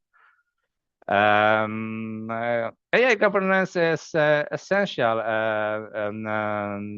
Is about setting rules and processes to ensure AI is used responsibly, ethically, and in compliance with laws. The goal is to reduce the legal and reputation risk while building trust. Governance isn't a barrier; is the foundation for safe innovation. Key areas include clear AI policies, strong data governance, continuous model monitoring, employee training, and of course, regular audits. AI security frameworks and taxonomy from organizations like NISA, NIST, MITRE, OWASP, and Cisco provide structured guidance for managing AI-specific threats. For example, OWASP adds LLME risk guidance. So together, these resources help the teams classify threats, design defenses, and align with global standards. Organization can defend against AI-driven threats by taking proactive steps. Regular audits and resilience testing help uncover vulnerabilities early. Clear incident response plans and plans are essential for handling issues like deepfakes or voice manipulating quickly and effectively.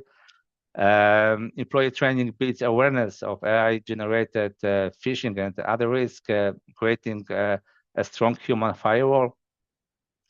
And advanced tools for behavioral analysis and anomaly detection allow teams to spot unusual patterns before attacks happen. Okay, so when we talk about AI security, there are two important concepts to understand: AI for security and security for AI. AI for security means using artificial intelligence to strengthen cybersecurity, helping with threat detection, analysis, and automation.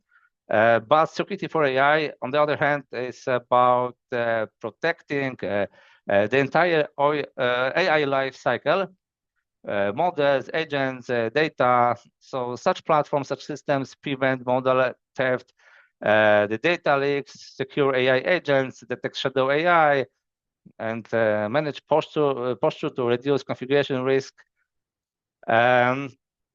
Okay, to summarize, looking ahead, AI misuse could create serious global risk. We may see election periods flooded with AI-generated disinformation, fake news, and deepfake videos designed to manipulate public opinion. Autonomous cyber attack system could launch large-scale attacks on critical infrastructure without human oversight. Deepfake as a service will make it easy to buy fake identities, voices, videos, and stuff like that. Yeah. Okay, so we strongly encourage you to share your cybersecurity experiences during the educational meetings of the IC2 Chapter Poland. Your insight can make a real difference. For those who don't know, IC2 has prepared a free training program called CC for individuals who are starting the journey in cybersecurity.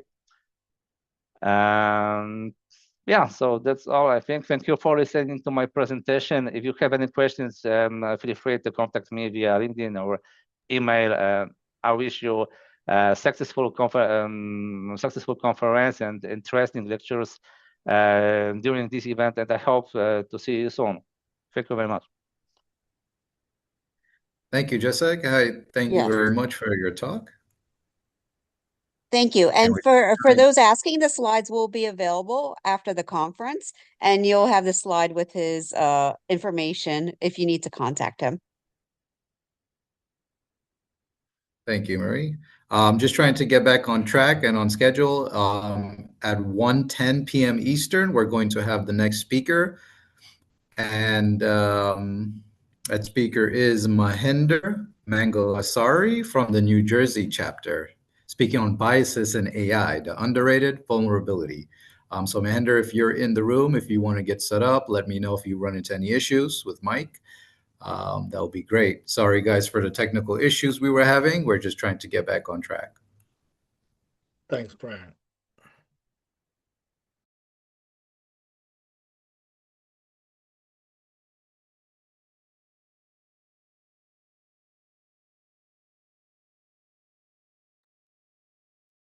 For those in this room, again, just following the agenda, if there's a next topic that you would like to join, the breakout rooms are aligned to the room numbers in the agenda. So feel free to start moving over, and thank you.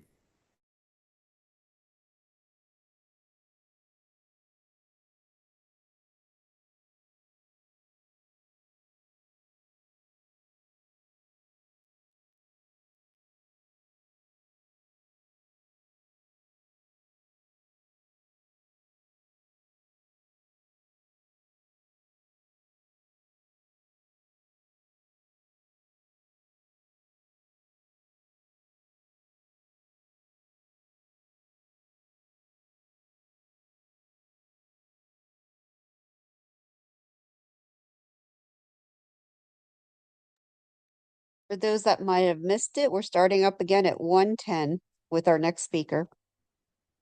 And slides will be available after today's session.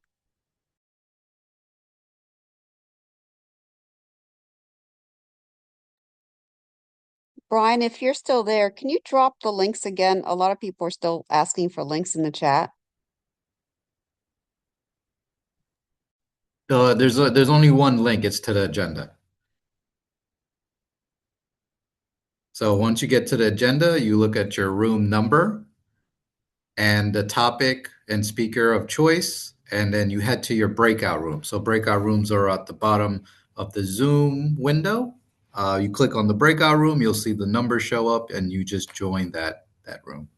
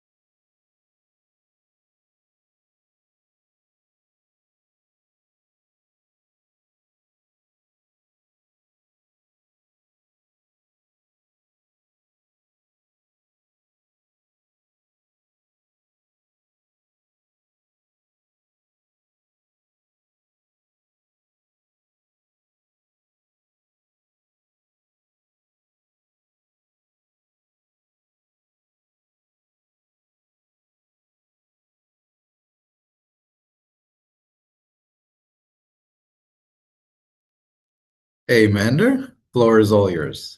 Thank you again. Yeah, let me share my screen. Hope you're able to see me. Yeah. Yes, I can see it.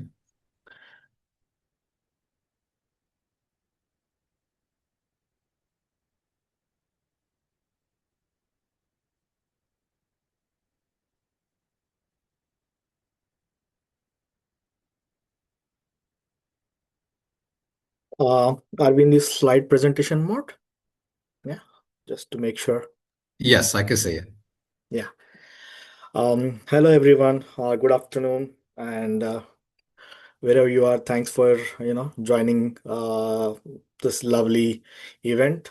My name is Mahinder. I'm here to present my views on AI bias. Um, Thank you for being a part of this event. Um, Most of you might have heard bias, or if not, if you have heard, maybe you have heard in the news articles and various forums. Imagine this, you're applying for a dream job, and the organizations, whoever are recruiting, they are using an AI system, and it rejects this, your CV or resume, based on your gender, or based on the college, or based on the proxies, it has been trained. Imagine you're applying for a loan or a credit card, and it uses an AI system, for credit approval, or loan approval, but it is designed in such a way, knowingly or unknowingly, to consider factors which should not be considered. So today, for the next 15 minutes, I'm going to show you what bias in AI looks like, how it hides in plain sight, and what are the ways we can identify and evaluate, what are the possible mitigation techniques for AI bias. So here is the short agenda, what I wanted to discuss. Uh, Now we all know AI is everywhere. Okay, it is coming to every organization. AI is being used in fraud detection. It is being used in hiring. It is also being used in medical field. We see a lot of AI systems being developed to study MRI scans, CT scans, and X-rays. It is also being used in day-to-day security, operations.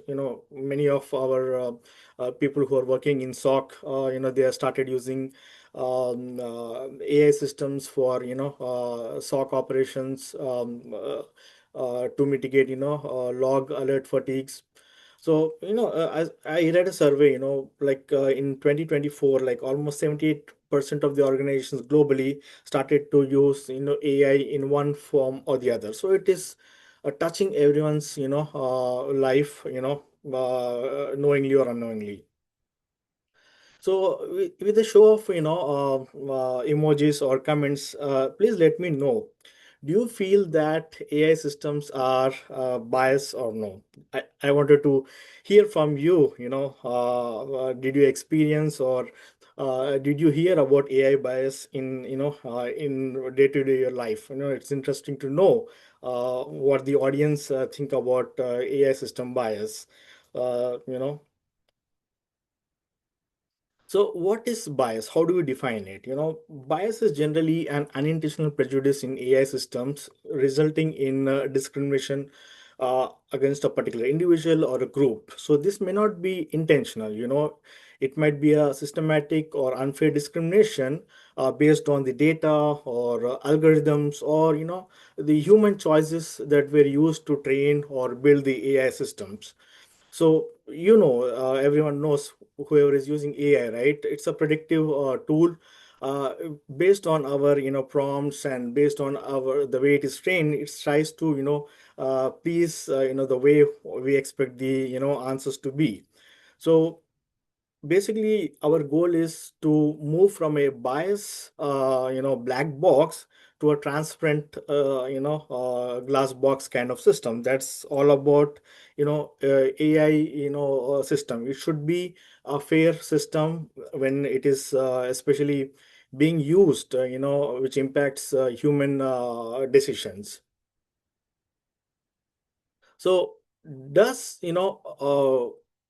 bias came with AI. No, AI did not invent bias, but knowingly or unknowingly, bias is fed into AI systems. There are some human cognitive biases, which you can see on the screen, like affinity bias, halo bias, horn bias.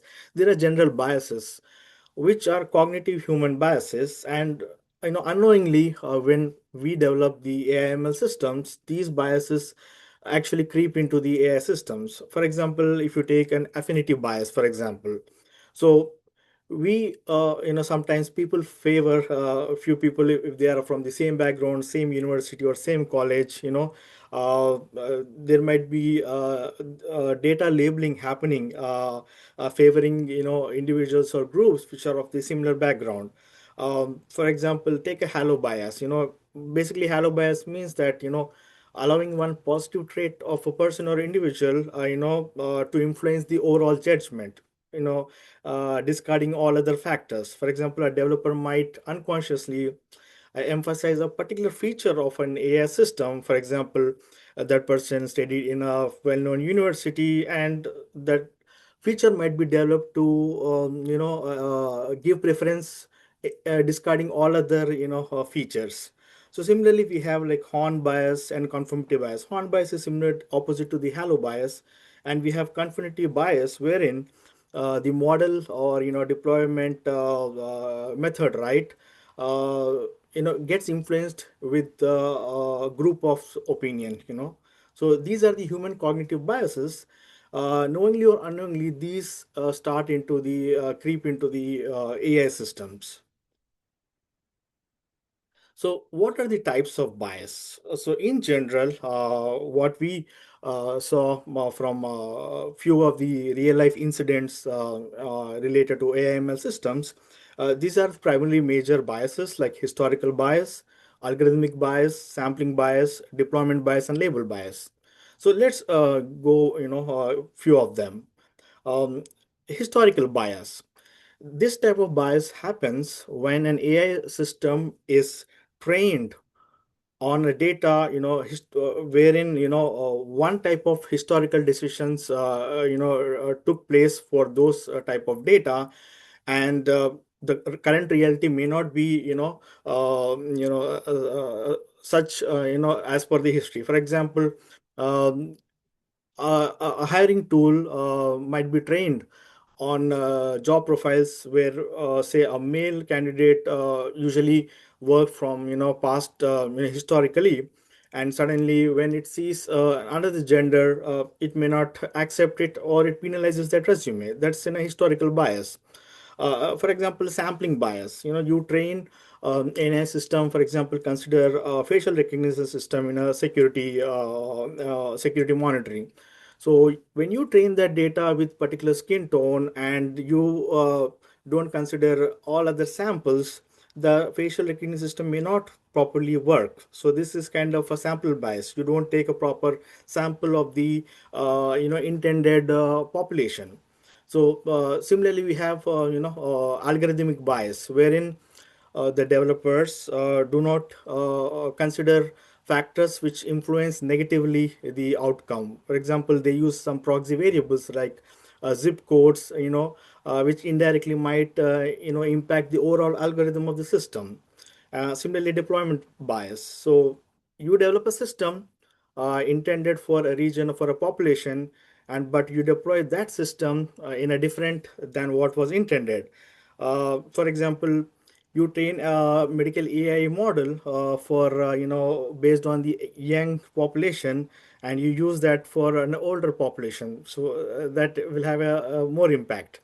Label bias. Label bias is where a human factor gets involved here. So human, labels the images or a data based on their perceived opinion, and that will amplify further. So these are the different types of biases what we generally see. Let's have few real life incidents. So back in 2018, a very good, well-known organization started to use an AI system which they have built in-house for recruiting. So that AI system was trained on resumes over a period of 10 years. So coincidentally, that AI system rejected resumes from related to women. um, it was not intentional. Okay, it was not intentional, that it was the way it was trained. So when finally they tried to investigate it, the system was taking certain keywords related to women, like someone mentions that I was a captain of a women's basketball team or a women's scout. So it was considering those keywords related to women, and it was rejecting those resumes. It was a well-known incident at that time. But anyway, when everyone asked them, that they said that it was never used in production, but by that time, whatever has to be done, the damage was already done. Let's take one more example. Back in 2019, I don't want to name the company, but they started a credit card with a collaboration with a credit agency. So uh, there were reports in Twitter at that time, now it's X, that if a wife and husband applied for a credit card from the same household, the husband received more credit limit, like 10x or 20x, than the wife. So they started reporting on the online social media, uh, and they were trying to call the customer care to know why the system was behaving like that. Unfortunately, at that time, they couldn't explain. So, as I said, right, if your AI system is unable to explain why a particular decision is made, then there's a problem. So, at that point of time, it was they were not able to explain, and surprisingly, gender was not a direct input, but it was trained, or the way it was designed reflected existing historical financial bias, generally that was there in the society. So the model learned to use these data points, and it used as a proxy and its mediation. But I think there was investigation on this in the New York the judicial system, but ultimately they were able to explain why the system was able to make such a decision, but it was after a long time. Um, there is a system called as Compass. Some of the US courts, use this system, and it had some AI component in it. So this system was actually used before actually passing the judgment, to see what are the chances of that person doing the crime again, based on some factors. So this system also was using certain zip codes, certain locality and neighborhoods, and based on that, it was taking its decision. So it was a very good article. I have shared the link. You can read. So this was also one of the flaw if you use AI system without proper AI checks and balances. Yeah. Uh, I don't need to actually stress more on this text to image generation bias. Many of you might have encountered. When you give plain realistic keywords for leading GPT tools, right? If you ask a good doctor or a good nurse, a good policeman, I asked to create a chief realistic woman. So it amplifies what it's a generic stereotyping of the existing biases. It shows that we need a proper training, proper sampling when you build AI systems. So in order to remove these cultural and stereotypes in AI. Because when you start using AI, which amplifies these things, it erodes trust basically. So it's not good for the overall human society.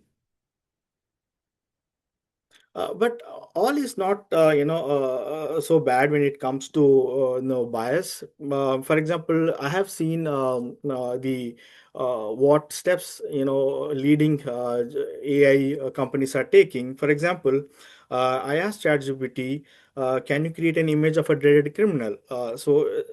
See the the response it gave. So it said that I can't create a realistic image, so it was cautious before actually generating an image, and it asked, do you want to create a comic style or any other style? So they are working on it, but it's not an easy fix, like a just going to a code and fix some code. So it takes a multitude of fixes overall. Yeah, so one such thing, many some of them are using is the Big Bench benchmark. It's not specifically to bias, but it has some subtasks to evaluate and bias and fairness. So I have seen a few people using this Big Bench benchmark to evaluate bias. Uh, so where actually bias creeps in? So bias creeps in at all stages of AI life cycle. There is no one particular stage where bias actually creeps in. For example, during the data collection, right? If there are missing data sets, missing samples, there is a possibility of bias creeping in. Feature engineering, when you're actually designing the algorithm or choosing the algorithm, even there is a possibility of bias getting creeping. Then the model training and the deployment system, at every stage of AI life cycle, there is a chance of bias getting inside. So how do we identify and evaluate the bias? I have tried to give examples for each of the bias what I have covered in the earlier slides. For example, to have identify historical bias, you can take a representative comparison versus the real population. So, what is the source of the data? Here the source of truth is the data. Where are you getting from the data? Did you clean the data? For example, sampling bias. Did you have a proper demographic distribution analysis? Are there any missing patterns? If for example, label bias, usually humans label the data and certain components of the AI. So one famous is Cohen Kappa's label methodology. So where two people actually label and verify, and the system actually see if there is any bias in that. And the algorithmic bias, have fairness tests implemented for that algorithm. There are a couple of techniques what usually organizers use, like Sharp and Lime. Did we use those techniques to evaluate bias? Mitigation strategies. So even the mitigation strategies are, Hey, Mahinder, multiple. sorry, it's Yeah. 20 minutes. Yeah, thank you. Sure. I think I'm going to wrap up. So mitigation technique, right? Quickly to cover, right? You can use synthetic data if you are missing any samples, remove any proxy variables that can identify gender or a group or a location or a race. Um, Follow, drift detection and keep auto alerts for any threshold limit deviations. And as always, I think other speakers are speaking on AI governance, have AI governance in place to tackle some of the issues. Yeah, as I mentioned, right, you might have heard explainable AI is the thing now. So you have to make sure that you transform your AI systems into explainable AI, where the AI system should explain any decisions that it is making. And one important thing I want to specify is that human in the loop.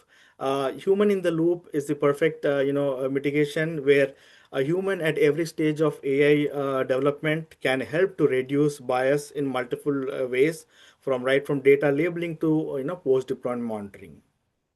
Thank you for listening to me. That's my talk on the AI bias. Thank you, Mahinder. Appreciate all you did. Yeah, thank you very much. Everyone, there's 5 more minutes until the next speaker arrives.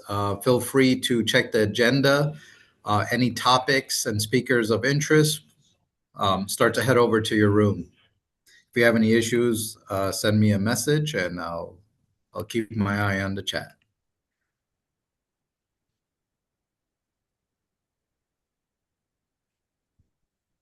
And I see some questions coming in about recordings. Yes, recordings will be presented after the conference.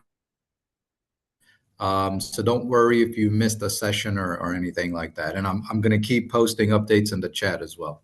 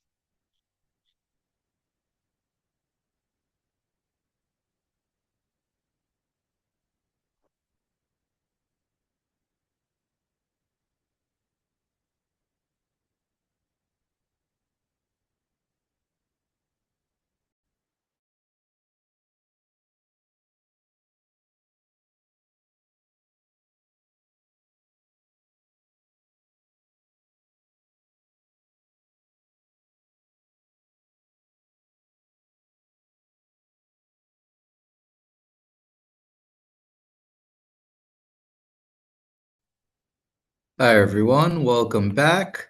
Now we'll bring to stage Saranya Arul Nathan on ethics and bias in LLM. Can we trust AI machines? Another AI talk should be interesting. Saranya, if you're here, please join. Let me know if you're having any mic or sharing issues. For those in this room who would like to attend a breakout session, I put the agenda in the chat. Feel free to look for your speaker and rooms, and you can start to move to those sessions. Recordings Hi. will be given after the conference. So if you've missed any sessions, we're recording everything. Thank you very much. Saranya, all yours. Thank you. Hi, Brian. So I'm in the right room, I guess. Say it again. I'm sorry. I'm in the correct room because Yes, I yes, joined through another link and then I was unable to. yes, And then, yes. We were having some technical difficulties, so thank you for bearing with us. You're in the right room. all right. Thanks, Brian. Thanks for Not a confirming. problem. Give me a second. Let me share my screen and I Yes. hope that's uh right. So as we move on, first of all, I would like to say a very good afternoon to all of them who is present here. And thanks for joining me in regards to my talk. So my name is Sarani Aralnathan, and I'm honored to be here today to present on a topic that is both timely and deeply important, which is basically the ethics and bias in large language models, and can we trust AI machines? So, in regards to ethics and bias in large language models, as AI continues to shape our world, we must ask ourselves a critical question. Can we truly trust these machines? If we cannot yet trust machines that learn from us, what must we do then to make sure that they serve us with accountability, inclusivity, and fairness? So, in this presentation, I'll be focusing more on how large language models are transforming industries such as education, healthcare, and factory settings, and the reason why ethical implementation is no longer optional but mandatory. Feel free to reflect with me the responsibilities we have as users, policymakers, and developers in shaping AI into more sustainable and fair systems that benefit everyone. So this Hey, is the Saranya, I'm sorry yes. to interrupt. If you're sharing slides, we're not seeing it. Oh, I'm sorry. Yes, Oh, I no. thought. My apologies for that.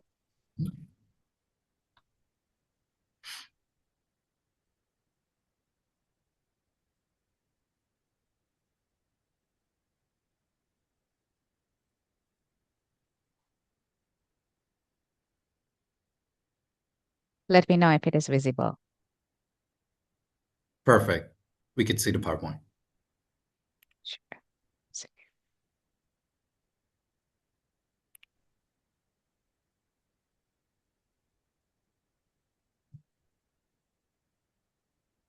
Yep, that's good. All right. So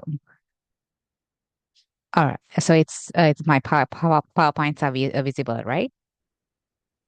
Yes, we see the agenda. Great. 1 second. All right. So now this is the agenda for today. The roadmap for today is to I will start with defining large language models, then proceed into existing ethical concerns. From there, I will analyze the bias with large language models, real world example, societal consequences, future recommendations, and recommendations. So, in order to walk you through today's presentation, I will start by defining LLMs and how they are used. Then I will dive more into ethical concerns that arise when these models are applied in different industries across the globe. I will proceed with analyzing how bias enters these systems and illustrates using real world examples where AI bias has been detected. We shall then explore the societal impacts if these biases remain unchecked. I will conclude by providing technical and policy recommendations to build more trustworthy and inclusive AI systems. In order to introduce, large language models are used in education, healthcare, and government sectors. The models make work easier by analyzing large amounts of data. However, these responsibilities come with responsibility. The goal of this presentation is to discover ethical issues with AI models and analyze solutions that can promote more diversified and inclusive AI model, where we need to ask the central question: are these systems transparent, accountable, and fair? So, in order to talk about what LLMs mean or what LLMs are, large language models are AI systems which are trained on huge data sets. LLMs generate human-like responses and can help with decision making. Think of LLM as advanced patterns recognizers. In a nutshell, LLMs are usually advanced AI systems that have massive data sets. Mostly, LLMs use billions of words to generate human-like response within a short time.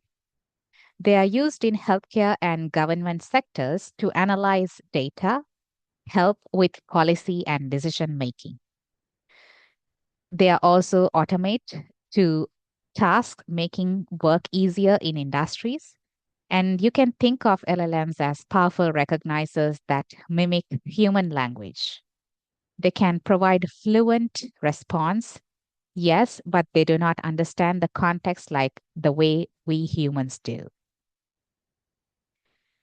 In regards to large language models in practice or applications, in healthcare sector, LLMs help medical practitioners with diagnosis, diseases such as cancers, while in education, LLMs help with grading students, selection, and tutoring. LLMs also help in analyzing patients' records, identifying symptoms, patterns, and suggesting most accurate treatment options.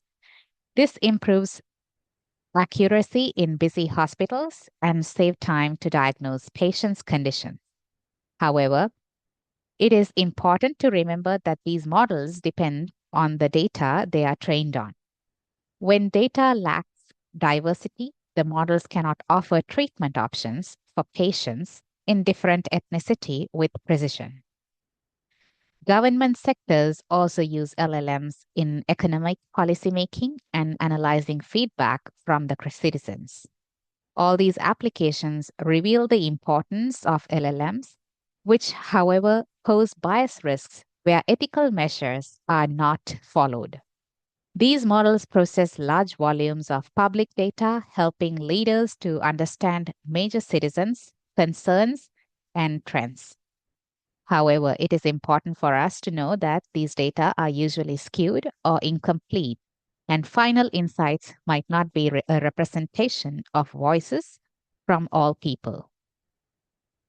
Now, in order to focus about ethical concerns in regards to LLMs, it posed the ethical concern due to the lack of fairness, transparency, and accountability when relying on human data.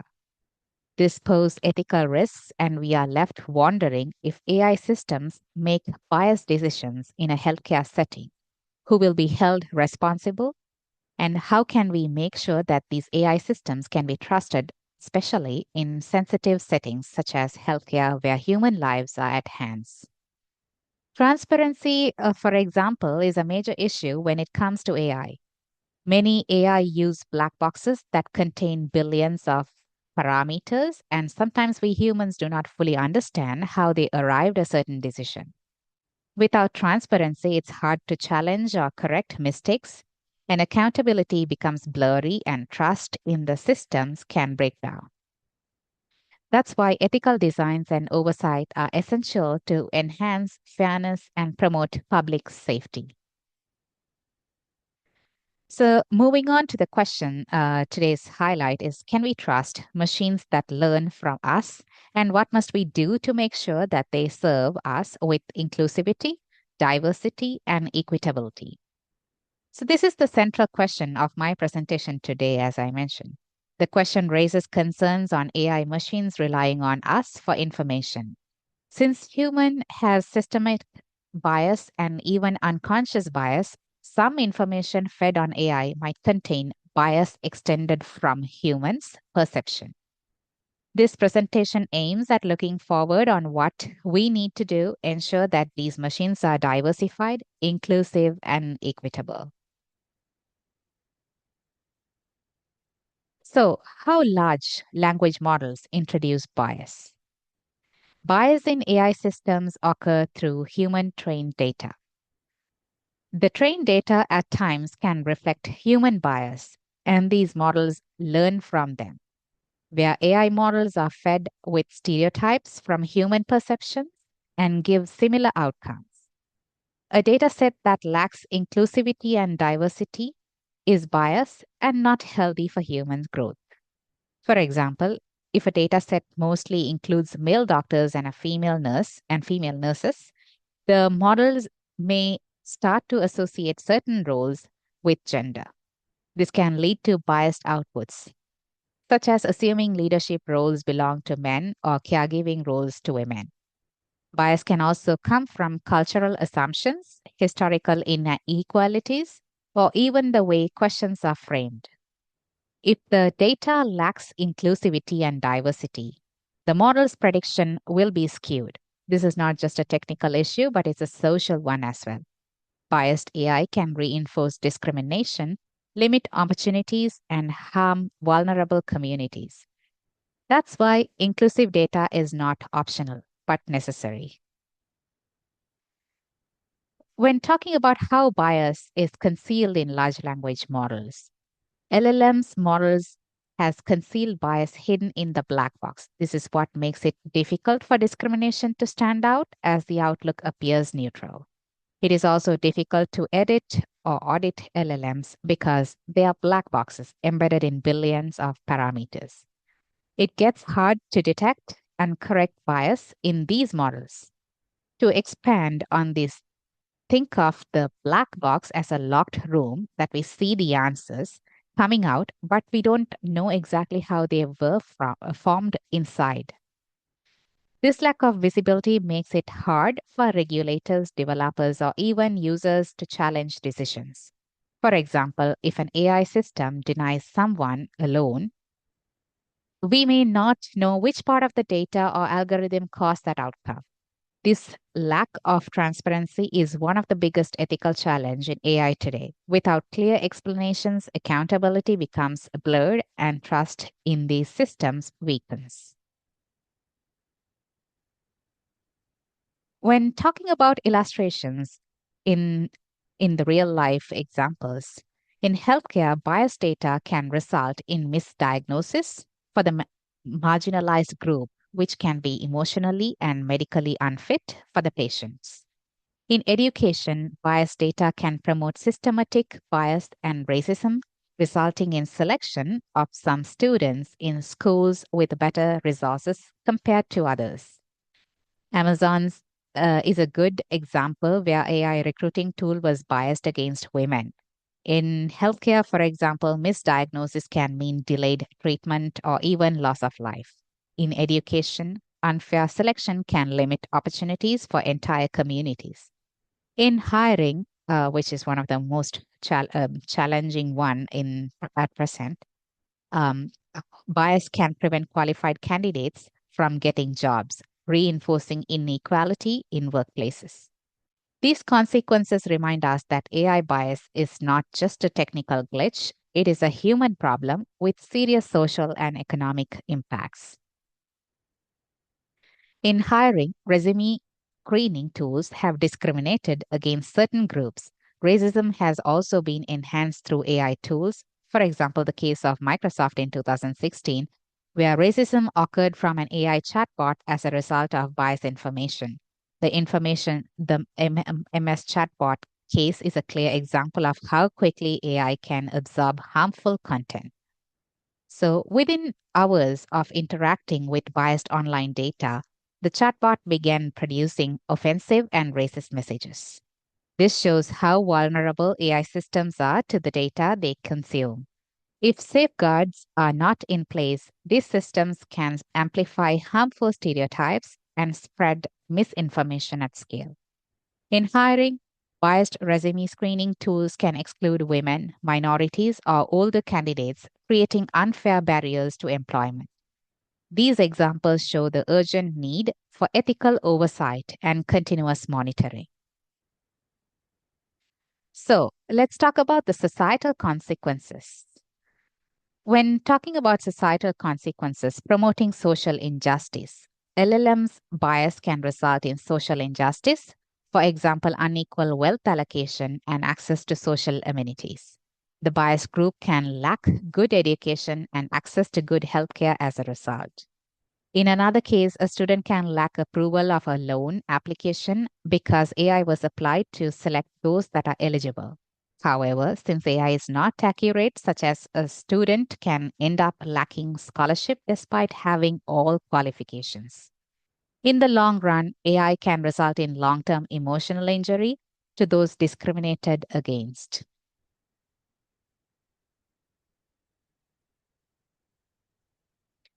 When talking about amplifying stereotypes, since LLMs depend on human information, stereotypes such as nurses should be female can continue even in the next generation. This can result in constant and continuation of outdated beliefs and lack of human self actualization. In such a case, other genders that may wish to pursue nursing courses may be looked down on. For example, until today, nurses are assumed to be women, and men who pursue this course despite having passion might end up dropping the career due to the stereotype and discrimination in hiring systems.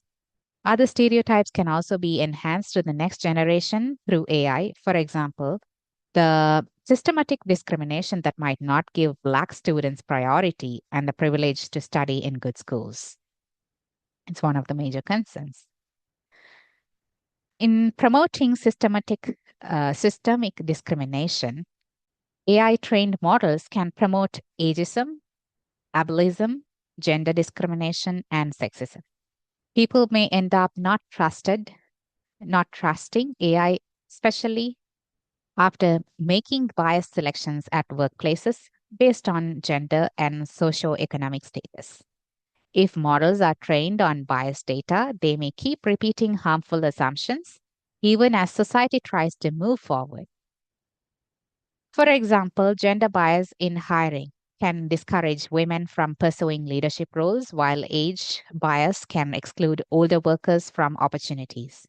Ableism in AI systems can limit access for people with disabilities.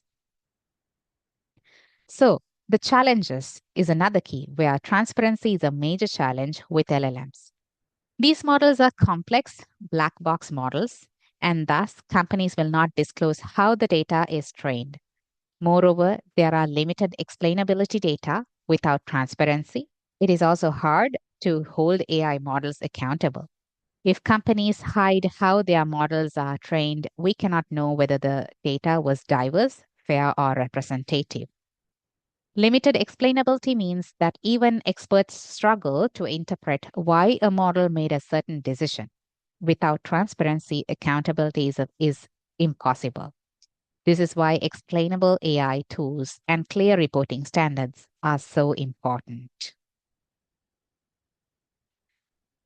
In regards to solutions, first, if we focus on technical solutions, it includes fairness metrics, explainable AI tools, auditing, and inclusive data sets. Continuous monitoring of output can also promote transparency, and these solutions can be one step into reduce AI bias. Inclusive data sets are critical because they ensure that all groups are represented in training data. Continuous monitoring means that even after deployment, AI systems are watched closely to catch problems early. Together, these technical solutions form a toolkit for building more trustworthy AI.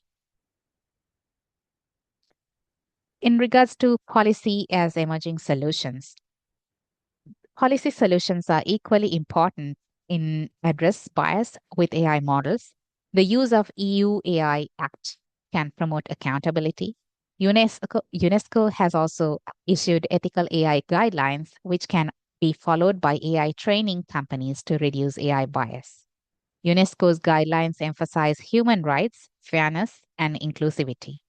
These policies push companies to go beyond profit and consider the social impact of their technologies. Without strong policies, technical solutions alone may not be enough.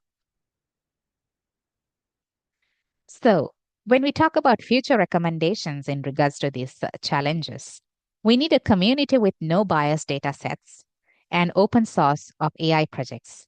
To do this, there should be collaboration between AI data training companies and policymakers. The main goal is to attain a trustworthy AI that would be diversified and inclusive. Adopting open source projects can enhance collaboration and transparency. At the same time, open a chance for diversified dataset to promote inclusivity. Policymakers need to create standards that can guide developers in innovating responsibly and by observing ethical concerns. If we work together, we can create AI systems that reflect the value of all groups in the community as a whole. The aim is to reduce bias and promote fairness, trust, and inclusivity. In conclusion, LLMs are useful tools, especially in healthcare, education, and government sectors. However, these AI tools are not neutral and have bias embedded in the black box. Unless we intervene, AI bias would be inevitable. We need to enhance ethical framework and inclusive practices and feed AI with zero bias information. Trust in AI models depends on accountability, honesty, fairness, and transparency. We need to adopt ethical framework and inclusive practices so as when we feed AI with human data, AI will have zero bias information. And thank you very much for listening and watching and participating in this presentation. I would like to leave a note stating that ethical AI is everyone's responsibility.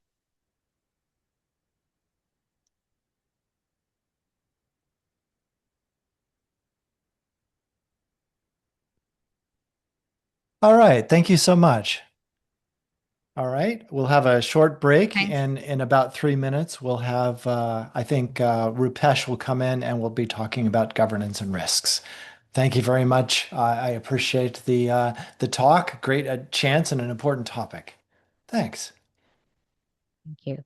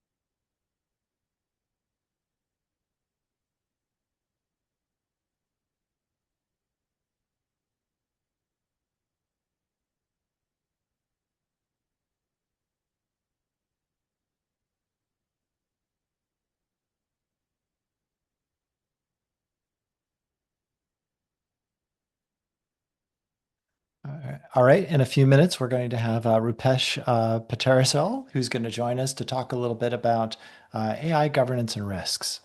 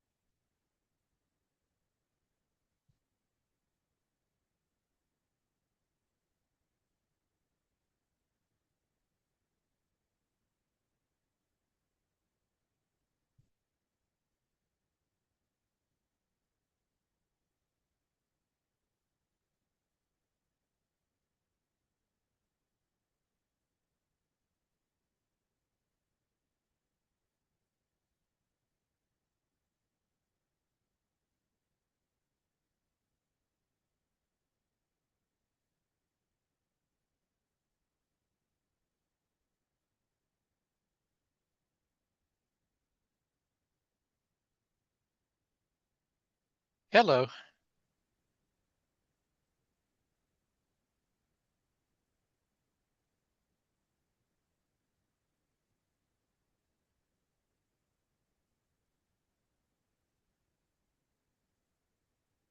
Yes.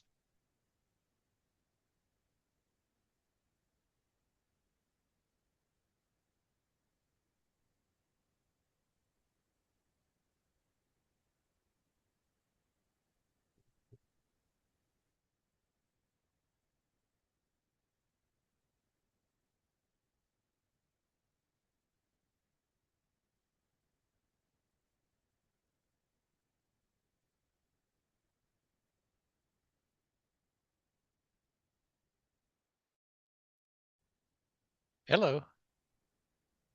Hey, is that Rupesh? I can't see. No, it's Jeff. I was trying to make sure that I could actually Hello. hear and be heard. Gotcha. Sorry for being just a moment late. I was head down in a server and my computer dinged and said, join the meeting. And I went, it's that time already?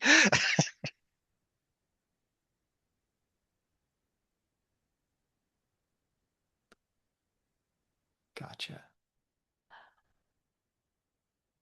All right. So right now we're just waiting for Rupesh.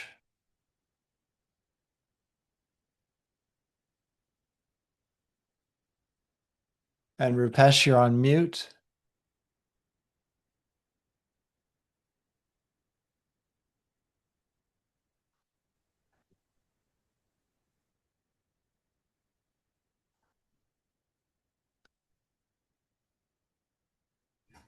Hello. Hey, Rupesh. Yes, hi, Robert. Actually, I'm waiting at the green room. So, can you please let me in?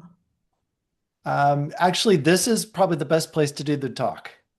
Oh, okay. Then I will rejoin because my slides are at a different. Okay. Yes, just give me a moment.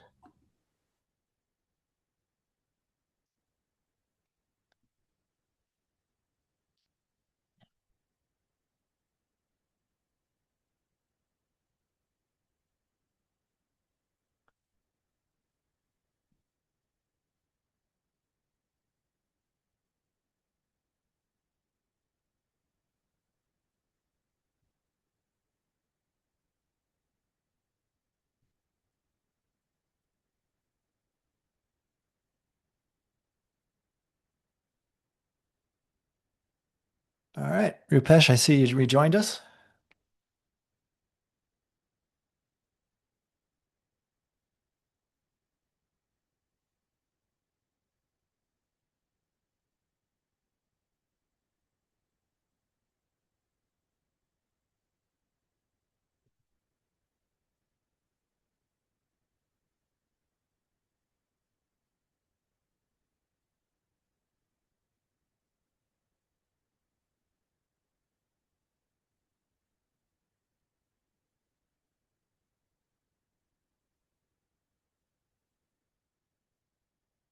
Hello. Hey there, Rupesh. Yes, yes. Hi. All right. Well, I'll tell you what, if you want to go ahead and get your slides up. Yeah, just give me a moment. Let me share my screen.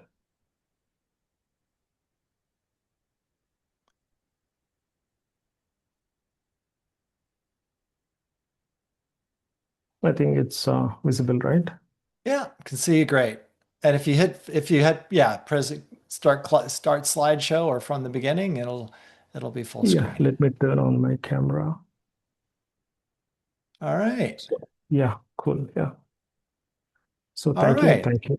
So thanks. We're going to learn a little bit about AI governance and risk, and coming fresh from the UAE chapter. Welcome aboard. Look forward to the topic. Thanks. Thank you very much for having me and giving me this opportunity to present on AI risk and attack taxonomy. So we will be covering a little bit on the governance aspects as well, and we will proceed to the AI risk, mostly focusing on the LLM aspects. So just give it a minute.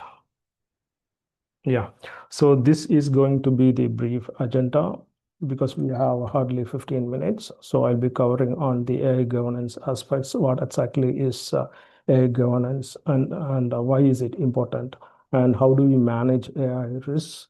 And we'll also briefly touch upon the AI risk assessment, because that is going to be the key part of the AI governance, one of the key part, I would say.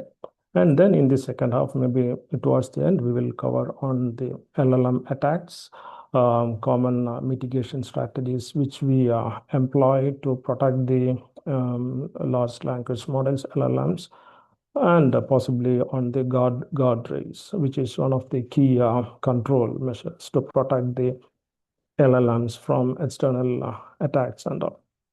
So before going deep, I will will give a brief introduction about myself as well. So as the host has mentioned, I'm from the UAE chapter, and I have recently I was involved in a lot of AI related activities, AI risk assessments and all, and the whole slides has been prepared from my experience and from my recent work on the AI assessments, AI risk, and governance aspects. So I think everyone knows about the governance, right? And why governance is important. Why governance is important. So it's not just the cybersecurity, even on the AI side, also AI governance plays a key role, basically to understand basically to have a proper process or controls or standards in place, right? So basically, the idea is to protect your AI systems from external risks or internal risks, and there are a lot of AI risks which are involved. So we'll briefly cover up on this, and there are certain aspects which are key to the AI, which is called transparency, explainability, monitoring, auditing, all those things. So we need to have a proper governance in place. So if you have a proper governance, you can safely you can ensure that you have at least covered whatever is possible from your side. So to start with, this is one slide which I believe that this will give you some of the this will at least lead you to have a proper AI governance in place. So basically, the first step in any governance is to understand your AI models, right? There are a lot of or AI models which will be there in your environment. Sometimes you may not be directly employing any AI model, but you will be using any third party products, and that third party solutions will have a lot of AI models which are being used. So basically, the step one has to be to step one. Ideally, it should be to identify or to make categorize your different AI models in space. So what is the use of that particular model? What is the data which is being used? What is the input? What is the output? How exactly it looks like? What is the architecture? So this also gives you a lot of inputs on the explainability part, right? So once you have all these basic measures, basic understanding in place, then you need to assess different risk assessments. So that is one thing which you have to do. And based on the results of the risk assessment, you can classify different AI models, like which AI model is more prone to external threats or internal threats. So then that categorization has to be done. Then the next step has to be to map and monitor the data flows, basically how the data comes into your AI model and where it goes, how the data is being used. So this helps to uncover, basically it gives you a full holistic view of your data flow and also the AI models, like what sort of controls has to be in place, what sort of data it is being worked on, what sort of privacy steps has to be, privacy controls has to be implemented, whether there is any compliance requirements, or whether there is any need for any additional data security laws and all, data security controls and all. And also you will get to know about the dependencies, third-party dependencies, or external dependencies on your AI data. So then based on that, based on the categorizations and based on the risk assessment, you can implement controls. You can deploy different controls. Basically, a lot of controls are available: data security controls, or IAM controls, or network security controls. All these controls. So based on the type of based on the result of the security result of the AI risk assessment. And then maybe if required, you need to comply to additional regulations. There are a lot of AI security regulations, AI specific obligations, AI specific compliance requirements will be there based on your geographical area of, based on your geography or based on the domain in which you are operating, right? So then, then there is also a need to connect with the respective stakeholders to comply with all the regulatory requirements. So this is being summarized in this in the diagram here. So basically, you have six different arms, basically, which will lead you to a holistic AI governance approach. So these are some of the risks. I think some of my earlier speakers have covered. Hey, Rupesh, Yes. sorry to interrupt, but you're not sharing your slides. We cannot see it. Oh, is it? I can see the slides. I don't know if others can't. The slides are not moving. I mean, Oh, that's true. it Yeah, that's shows just it's still the same slides. Yeah, maybe unshare and reshare. Is it still in the first First slide? Yeah. Oh, yeah.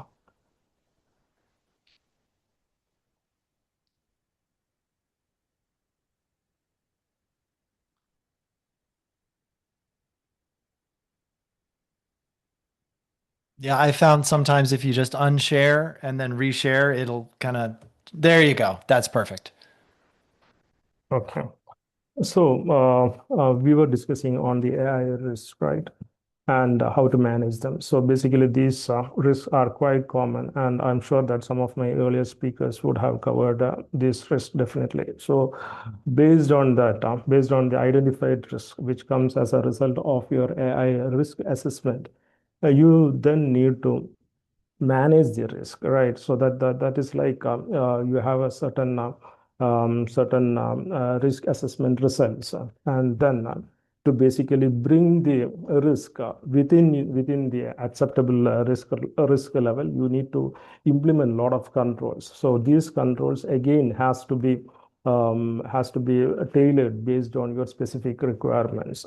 So that's how it was. It's similar to any common risk assessment, but with the AI risk in mind. So you will have some sort of inherent risk, and then you'll have the residual risk, and you will find out you will implement the controls, you will design the controls, you will do a control assessment, you will find out how effective are the controls, and then you basically tailor the controls such that the risk is within your acceptable risk level. So that is how we do the risk assessment, AI risk assessments. And if there are any gaps, you give the recommendations how to address that gaps, so that the risks are again limited within your acceptable risk level, which is mandated by your enterprise, by your organization. And that's the whole way of managing the risk. I go to the next slide. I think there is, yeah. So this is taken from one of the recent AI risk assessment which has been performed, and definitely model poisoning. That is one of the risk which we have to address, and we ideally categorize it in four different columns. There will be four different columns. One is the risk, and we give a description of that risk. What is that risk saying about? How is it going to have an impact on your model? And then we give the controls. We recommend the controls, how to manage their risk. these are the controls which are available, and then based on your specific requirement, based on the specific scenarios, you tailor that particular controls so that the risk is within your acceptable level. So that's how we proceed like this, and you will have a lot of risk. So it's just a sample risk assessment which has been taken from my work. And now we proceed further, and we'll quickly cover on some of the LLM attacks. I think LLM, it's basically the heart and soul of any artificial AI model, right? So you have a lot of AI models. I'm not going to go into in detail. So there are a lot of attacks which are specifically targeting the LLMs, and basically they exploit the adversary. They will try to exploit a lot of vulnerabilities which are there in your AI model. So basically, their idea is to access your data. They will try to get your user informations, and also that's the whole idea. So OWASP, they have top 10 LLM attack taxonomy. So I think it's being revised every year. So mostly these are some of the attacks which are commonly categorized, which comes commonly in the top 10 LLM attacks: prompt injection or insecure output handling, training data poisoning, model denial of service, supply chain vulnerabilities. This is basically third-party TPR and third-party supply chain, because the LLM, they uses a lot of third-party components, then sensitive information disclosure, insecure plugin design. So that is based on your plugin design. Insecure plugin design. Then there is excessive agency, too many permissions, over reliance model steps. So this is quite straightforward, as you can see from the headings itself. So we'll cover a few. We'll go into detail a few which are being repeatedly occurring in the top 10 LLM attacks. So one is the prompt injection. So this is quite common, and there is a high possibility that your LLM might come under prompt injection attacks. So this is this how it's being done. So basically, it's like diverting your LLM to a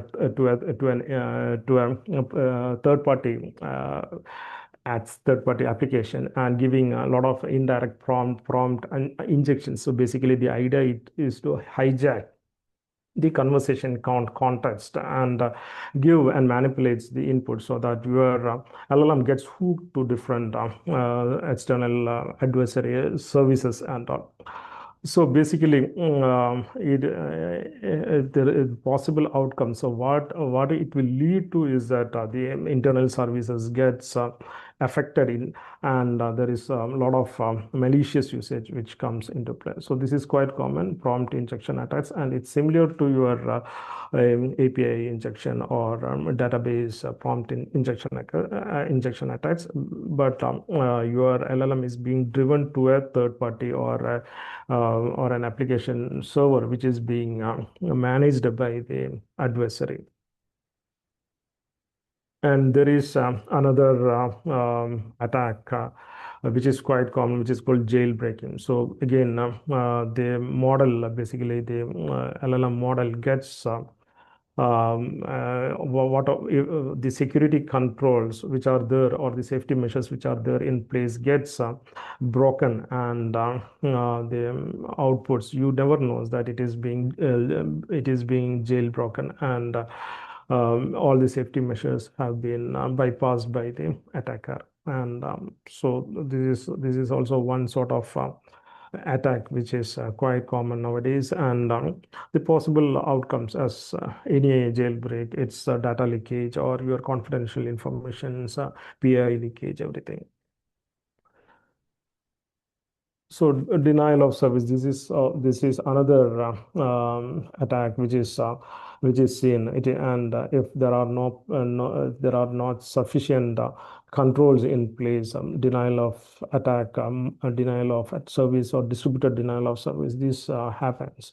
So basically, the attacker, he tries to send a lot of requests such that the prompt or the LLM it gets difficult for the prompt to handle the request, and ultimately leading to the denial of service. So that's how it happens. See, model poisoning. This is again, your model gets poisoned by, or it gets exploited by the training data. So based on the model behaves based on the data which is being trained, right? So so the attacker, the model data is being targeted. So how do we protect against all these attacks? So we need to have proper guardrails in place. So that is one key aspect. So how do we design a proper guardrails? These are the control measures. These are like firewalls, or in a way it is related to firewalls. It basically screens the inputs, right? So the user input, to screen the actual user input, we will have input guards. So basically, then you will have output guards to basically to protect the outputs, basically. So these guards has to be designed. These are modules. Guardrails are essentially modules. So it helps to produce safe, accurate, and reliable outputs.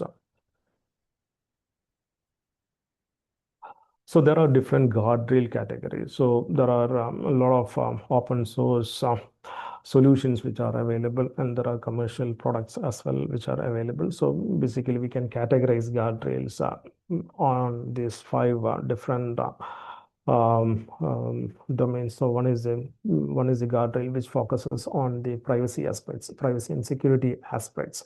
So basically, it filters the inappropriate content, offensive languages, prompt injection. It protects against the prompt injections, sensitive contents, and so this is being used to give control measures against the privacy aspects and all. And content validation and integrity protection guardrails are also available. Logistics and logic and functionality guardrails. So it basically validates the SQL queries, logic flows, JSON flow validator, and also a lot of categories are there. Response and relevance guardrails are also available. Language quality of the language. It assesses the quality of the language. So these are different controls. These are different modules which can be used to protect your LLMs from different attacks. So ideally, the output of the risk assessment, right? So the risk assessment will suggest the control measures. So control measures will indirectly or directly or indirectly should lead to all the guardrails. I think I'm almost done with my presentation. So this is a very high level overview. So just I have given a brief overview of the governance aspects and also on the LLM risk, LLM attack taxonomies. So you can connect with me on LinkedIn. Here is my contact details. So if there are any further doubts or clarifications required, or if anyone wants to go in detail, I can answer your specific questions as well. Thank you.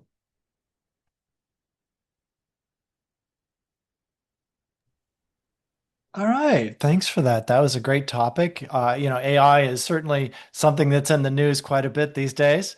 And so it's always nice to kind of see that we're starting to add a little bit of structure in terms of managing some and governing some of those risks. Right now it's 24 after.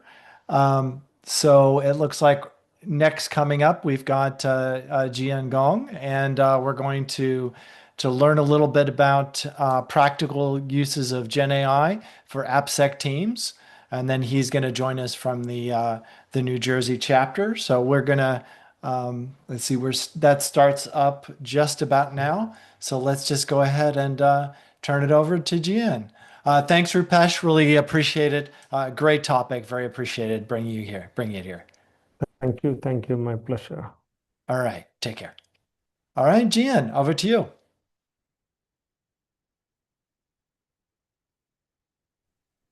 Okay. And All right. Can you looks hear me good. and can you see a screen? Okay, I can perfect. see you. I can see your face. I can see your screen. We can see all the things. All right. Okay. Awesome. All right. Well, good afternoon, good evening for most people on the call. I realize I think I'm the second to last speaker on this conference for this track. So let's jump right into it and let's talk about how we can apply generative AI to really help some of the security teams, application security in particular. So let me actually switch over, make sure I'm sharing the right slide here. Okay. All right. Perfect. Okay. So let's start. So a little bit about me.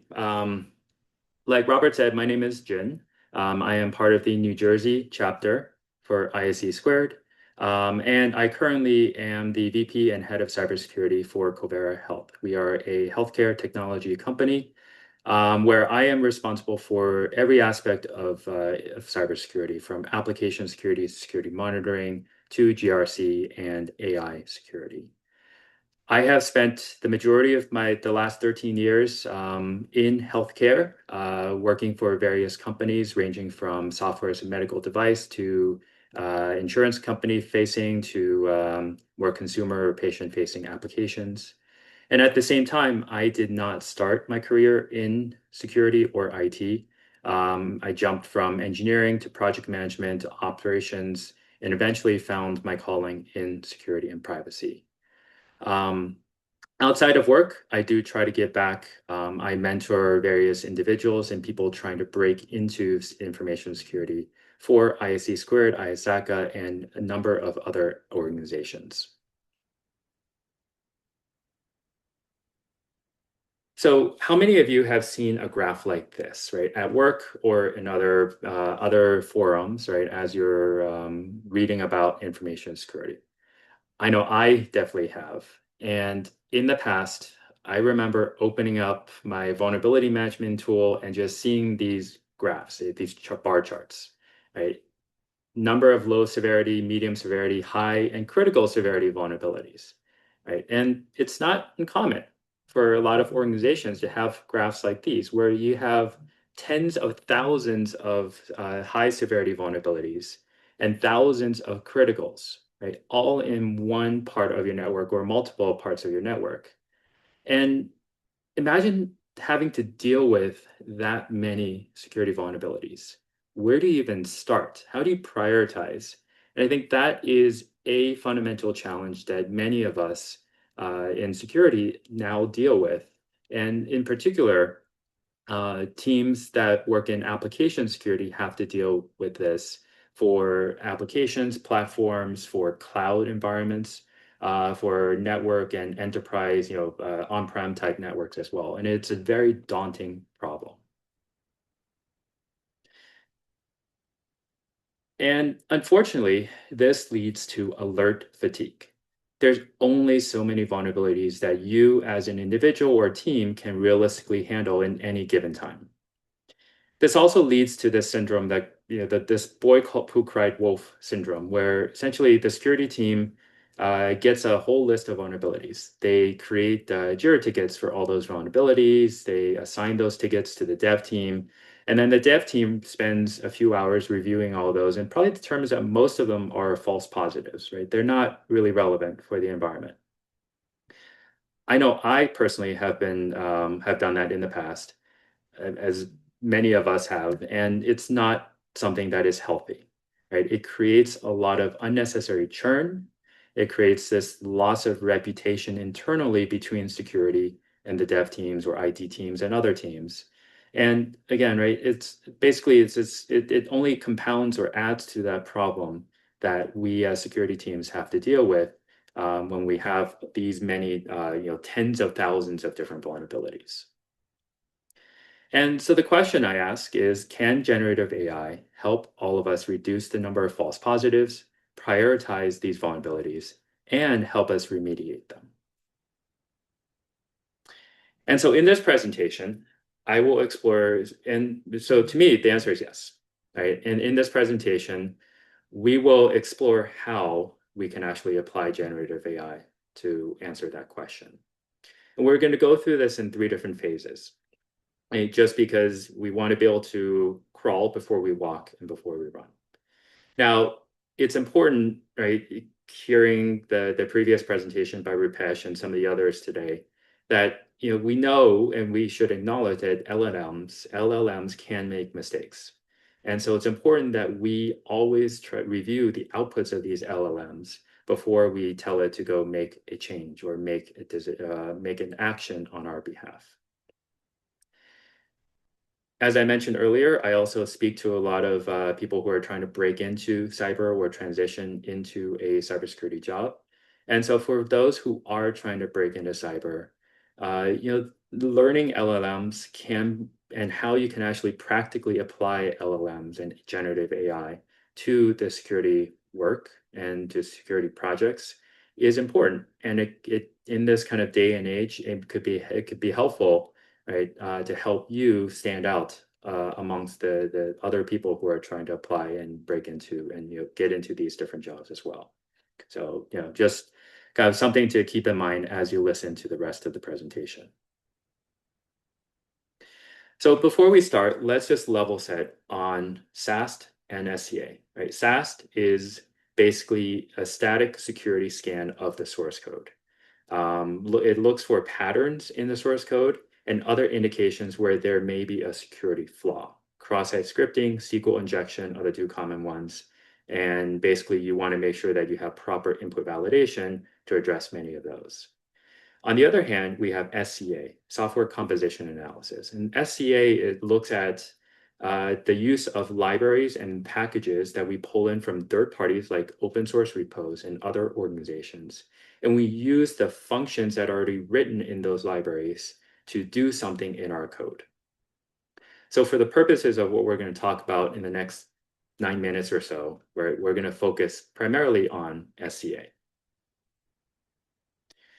So first step, let's test this theory. Let's try to see how we can use AI in a very, very simplistic case. And so before we get started, there's a few things that we need to get done, right? So for this presentation, for this example, I'm using ChatGPT Codex, which is one of the LLMs that is supposed to be tuned, right, specifically to help software developers, right, with coding. And you can install Codex using Homebrew. You can install it just from the website. And you also want to have a copy of a GitHub repository, right? Some source code that you can run a scan on. And again, that can be from an open source repo. Now, there's a few steps to get set up. You can do a quick Google search or look it up on ChatGPT. But basically, once you're logged in with Codex, let's give it a very simple prompt. Right. In this case, the prompt is to analyze the code base and determine if it's vulnerable and susceptible to this one particular CVE, which is attributed to Protobuf. Protobuf is a library that helps with streaming data. And this one particular CVE is a vulnerability in this particular, this version and earlier versions of Protobuf that could essentially allow someone to do a denial of service, right, against that data input, which is a problem, right, depending on how it's used. And the output of this basically then gives you, you can look at the analysis and so on, but it's going to give you what the model determines and whether the model determines this particular code base is vulnerable to this CVE, right? In this case, the answer is yes. Right? And then it gives a very short kind of one sentence rationale of why it is vulnerable.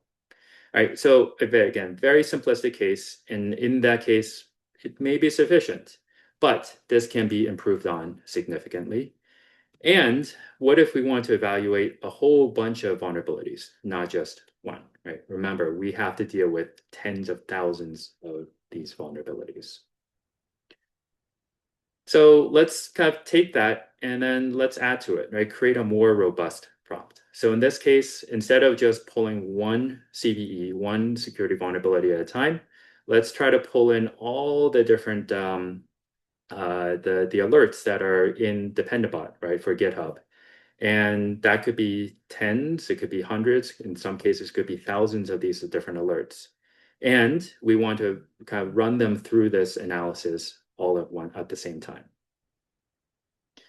So we add to the prompt, right? We have a more detailed prompt, and we explicitly tell the model, the agent, that we want to output each determination by the alert number or the alert ID.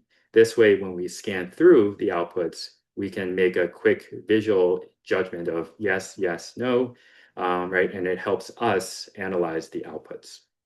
And again, that's kind of the example prompt. You run it through Codex, and the output is, right, yes, it is vulnerable for this reason. Again, there are various, it's looking at each of the different Dependabot alerts. In this case, it's this AIO HTTP, again, different package, but same idea. So this is kind of us, right, trying to do this type of analysis and applying generative AI in a more manual sense. So one of the important questions that we have to ask, right, given all the other the presentations, is, do we really trust the output? Right? As we talked about earlier, LLMs can make mistakes. And so it's good practice to verify the findings with a different LLM. So in this case, I use Gemini, you can use Claude. There are other models that are out there as well. And so it's good practice to use a different LLM to check your answers and see if you get a comparable set of results. The answer in this case is yes, right? And again, the rationale kind of justifies that. Well, so we verified that the approach of using AI to triage these different security alerts is possible. But how can we scale that, right? Again, we have to deal with thousands of these security vulnerabilities. And so you can do that with scripts, API calls, right? And you can do it, run the scripts to do all that work. But you can also use AI agents. And so we're not going to get into kind of the background of AI agents and MCPs, model context protocols, and all that stuff, right? But let's use AI agents connected to the OpenAI API and the GitHub MCP to actually do this in a much more automated manner. And then we want to structure the output so we can get those the results, the output, in a format that we can visually review and make some determinations. And so we're going to want a much more detailed prompt, right? Basically think of it as a recipe list for the AI agent, and to tell it exactly what to do, what to pull, and how to actually do it. And then also add in output validation and other testing steps. So you can use ChatGPT as a starting point to help you draft a prompt for this case, or you can write it yourself, take some examples from your own research. But you want to iterate on this to have a good prompt and solid prompt, not just with the instruction, but also the validation, right? To make sure that the output you get is correct. And then you put it into a workflow. And again, if we don't trust the output of a single LLM, which we probably shouldn't, then let's add in a second LLM, and we want to compare the outputs, right? So we have one agent, right, running the OpenAI API, ChatGPT. We have a second agent running Gemini, just like the manual case that we did before. And then we want to have a comparator to look at the outputs and then make a determination and reason out kind of any differences between the two analyses. Again, you probably want to tweak some of those prompts, right, depending on the type of LLM model that you're using. And so now this type of automation can be built, right? This is an example of that kind of workflow with a few different steps in between, built using N8N, which is a automation platform. And it basically uses a pair of AI agents, one hooked up to the OpenAI chat model, one to Gemini, each kind of reading from the GitHub remote MCP. We format the outputs, we merge them, do some stuff here, and then we run it into a comparator agent, basically to analyze the outputs of these two agents and then make a recommendation for the alert for the vulnerability. And by doing this, it allows us to automate. So as each new vulnerability is detected, this workflow will run and tell us, right, whether this new vulnerability is susceptible or not. So we can process a whole bunch of them at once and to run them over individually over time. Robert, did you have a question? Yeah, just we're kind of coming up on time, so Yep. maybe we just give it another minute and Almost done. Cool. Yep. And then you can bracket the outputs, right? The classifications, susceptible, and so on, right? And that helps you make those determinations, include some other data, metadata like the rationale.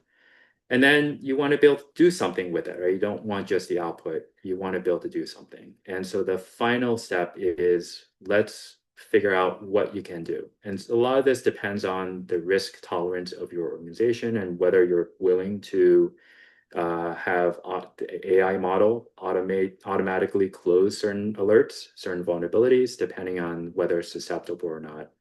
And you also want to create testing frameworks for your agents. And so different actions, depending on what your organization is willing to accept, willing to do. But essentially, all of this can be done using AI. And so at the start, we asked that question, right? Can generative AI help us with this challenge? And the answer is yes. Generative AI does offer some practical ways for AppSec teams to help reduce the number of false positives, reduce vulnerabilities, and deal with those thousands or tens of thousands of different vulnerabilities, right? In batches or individually. A lot of this can be automated using AI agents, MCP servers, and kind of the whole plethora of other AI terms that you see out there. And it allows us to save time and money. And by adding some additional remediation, the automated testing, and so on, right? It can help reduce the likelihood of this boy who cried wolf problem that we have, right? Help us reduce churn and improve the trustworthiness of our teams, right? As we work through these different challenges that we have. So that is essentially the quick primer to walk through. Thank you everyone for your time. Feel free to reach out to me on LinkedIn if you have any questions or follow-ups. All right. Thanks, Jen. Really appreciate it. That was a great topic. I'd like to now offer a warm welcome to our next speaker, Meg Brooks-Kempler, self-described cyber expert. She's an ex-CISO. She's heavily involved with ISC2 as the board treasurer. And she'll be talking with us a little bit about her insights in cybersecurity future. So without further, I will turn it over to you, May. Thanks so much. Thank you, Rob. And are we waiting for everyone to quit their breakout room, or are we just getting started and making sure that they see us later? I think that we've got people are climbing in pretty fast here. Oh, so let's just go ahead and go. Get started, May. I will get into the rooms and make a shout Will out do. to join you. There you go. Thanks, Will Peter. do. Thank you. Okay, so wow, what an amazing event. And thank you all for joining us and for bearing with us with some of those technical glitches. When you have volunteers, and this is not what I was planning to talk about, but when you have volunteers, and we're all volunteers and we're all very passionate about what we do, sometimes things like these happen. I mean, I'm so excited that this is the fourth year that this event has been running. And we had, I think we capped it at 1,200 people that signed up for this event, which is absolutely amazing, with no sponsorships and no big companies around it. And let me tell you, for those who don't know, so my name is May Brooks-Kempler. I've been in cybersecurity for over 20 years. I serve on the IC2 board, but I actually joined the steering committee for this event before I joined the IC2 board, just as a volunteer, as someone who at the time was a chapter president. Later on, I became a board member. And although this is not part of my official work as a board member of IC2, I still think that this is such an incredible, really, truly inspiring initiative. And I always find the time to join it as well. So I'm very glad that you all managed to join us and stay with us today. And after all of these wonderful talks, I want to talk about something. And I did jump between the rooms and listen to some of the conversations and looked at some of the comments. And I wanted to share something a little bit different with you. I want to talk about a little bit of a reality check. So I'll start with a story telling you that a few years ago, probably about 6 years ago, I had a real front row seat to a massive double ransomware attack in a mid-sized insurance company. It was very public and very humiliating. It made headline news for 7 days in a row. Now, if anyone would have asked me before this incident what would happen to a mid-sized insurance company that would experience such a massive data breach, I would have said that they would go out of business. But the reality was different. Nothing really happened. When I say nothing really happened, it's not that nothing happened. I mean, some things did happen. The company was sold, but to be honest, it was on the market for a few years before. And yes, it took a few days and they got fined by the regulators. But as cybersecurity professionals, we tend to say that if something bad happens, the sky will fall, the sky will fall. And guess what? The reality is that the sky did not fall. They stayed right where they were. Everything was fine. And even today, 6 years later, and I actually checked it last month, even today, the acquiring company still sees value in the brand name of the original company. The reason I know that is if I Google that company, I still find the brand. They still keep the domain, they still keep it as a separate domain, as a separate brand to their main brand. And this was sort of a wake-up call for me. It was a reality check because we built an entire industry around fear, uncertainty, and doubt. And to be honest, no one is drinking our fudge Kool-Aid anymore. So I want to start with 2 quick questions that I want to ask you all.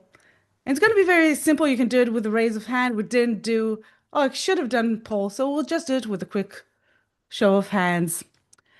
Who here consistently, year after year, get all the budget they're asked for? Every year. Every year. All of it. Of course. Now I don't know, because it's you, Kat. I don't know if you're serious or cynical, because you might actually get away with it. I actually do get away with it, except for resource, like people. So technology, yes. People, no. Technology, yeah. So that's the point. Most of you did not raise your hands, and I'm not that surprised, because that is the reality. We're protecting businesses, we're managing risks, we're keeping the lights on, but we don't get everything we ask for. Now I'll ask you another question. You know what? Who here feels that their board's perception of cybersecurity has shifted in the last 5 years? Here I see more hands. Okay, well, I'm not, again, not very surprising, because things are changing. People are not drinking the crazy Kool-Aid anymore. People don't believe us. And today, as an entrepreneur myself, I'm now in my second company, and as a board member in IC2 and in other associations, in other companies as well, I tend to look at things a little bit differently. And in my last CISO role that I left 2 years ago, so unlike Dr. Earl, I actually learned my lesson, and I think it would be my last CISO role. I've done 4 of them, so I think it was my last one. But I had a different perspective. Every time I went to the board or every time I went to my CEO, I thought to myself, if I was the CEO of this company, would I agree to pay for this? Would I say, okay? And if I couldn't explain to myself, I didn't even take it up with my board. Now, as a CISO, I really saw this shift.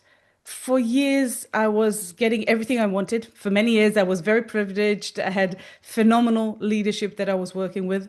But they started asking me tougher and tougher questions. And now I started asking myself tougher and tougher questions. It wasn't just about, am I spending money in the right places? Should I even be spending this money? And then I started asking myself other questions. Wait a minute. It's not just about the money I waste or the money I spend. What about the money I can maybe make the company?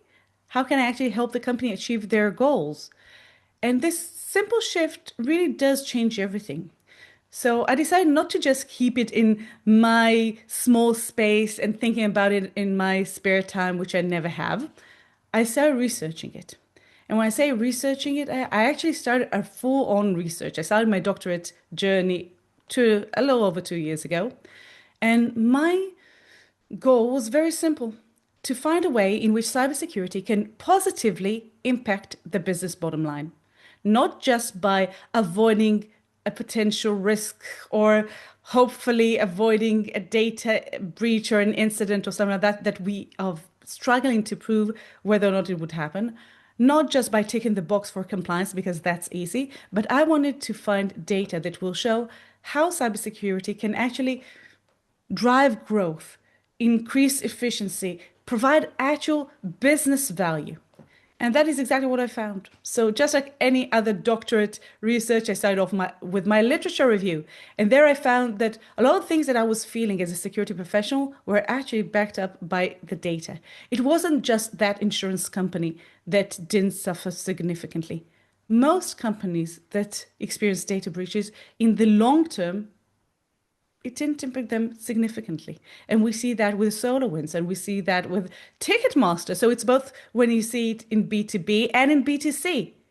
Yes, no one will want to work with a company that are known to have very bad security, although I can think of a specific cybersecurity vendor that starts with an F. I'm not going to mention their name, that does suffer a lot of cyber incidents and vulnerabilities, etc. And people are still buying their products. So the literature shows that it's not just me feeling that people are looking at cybersecurity differently. That's the reality. After doing the literature review, I went on to interview incredible leaders in cybersecurity, and I'm very fortunate to have access to those incredible leaders that shared their time and their knowledge with me. Later on, I ran a survey that hopefully, well, at least some of you do know that participated in the survey. Hopefully, maybe I can get you to do the last part with me. And the survey actually validated a lot of these findings and offered additional findings as well. And the last stage, which I'm on right now, is developing the framework. And for that, I already ran one workshop. I'm planning to run another 1 or 2 workshops in the upcoming weeks. So whoever is wondering what this QR is, it's not malicious, I promise, because, well, I am a malicious person, but this time it's not malicious. It's just my LinkedIn. So if we're not connected on LinkedIn, feel free to either scan it, or if you don't trust me, which I'll understand, just Google me, May Brooks, LinkedIn, you'll find it. But yeah, the idea was to research ways in which we can think outside the box, utilize things that we already do anyway, and get that support, get that traction from our leaders. And I want to share a few stories with you. These are things that came up either in the interviews or the surveys or just conversations I had with security leaders around the world.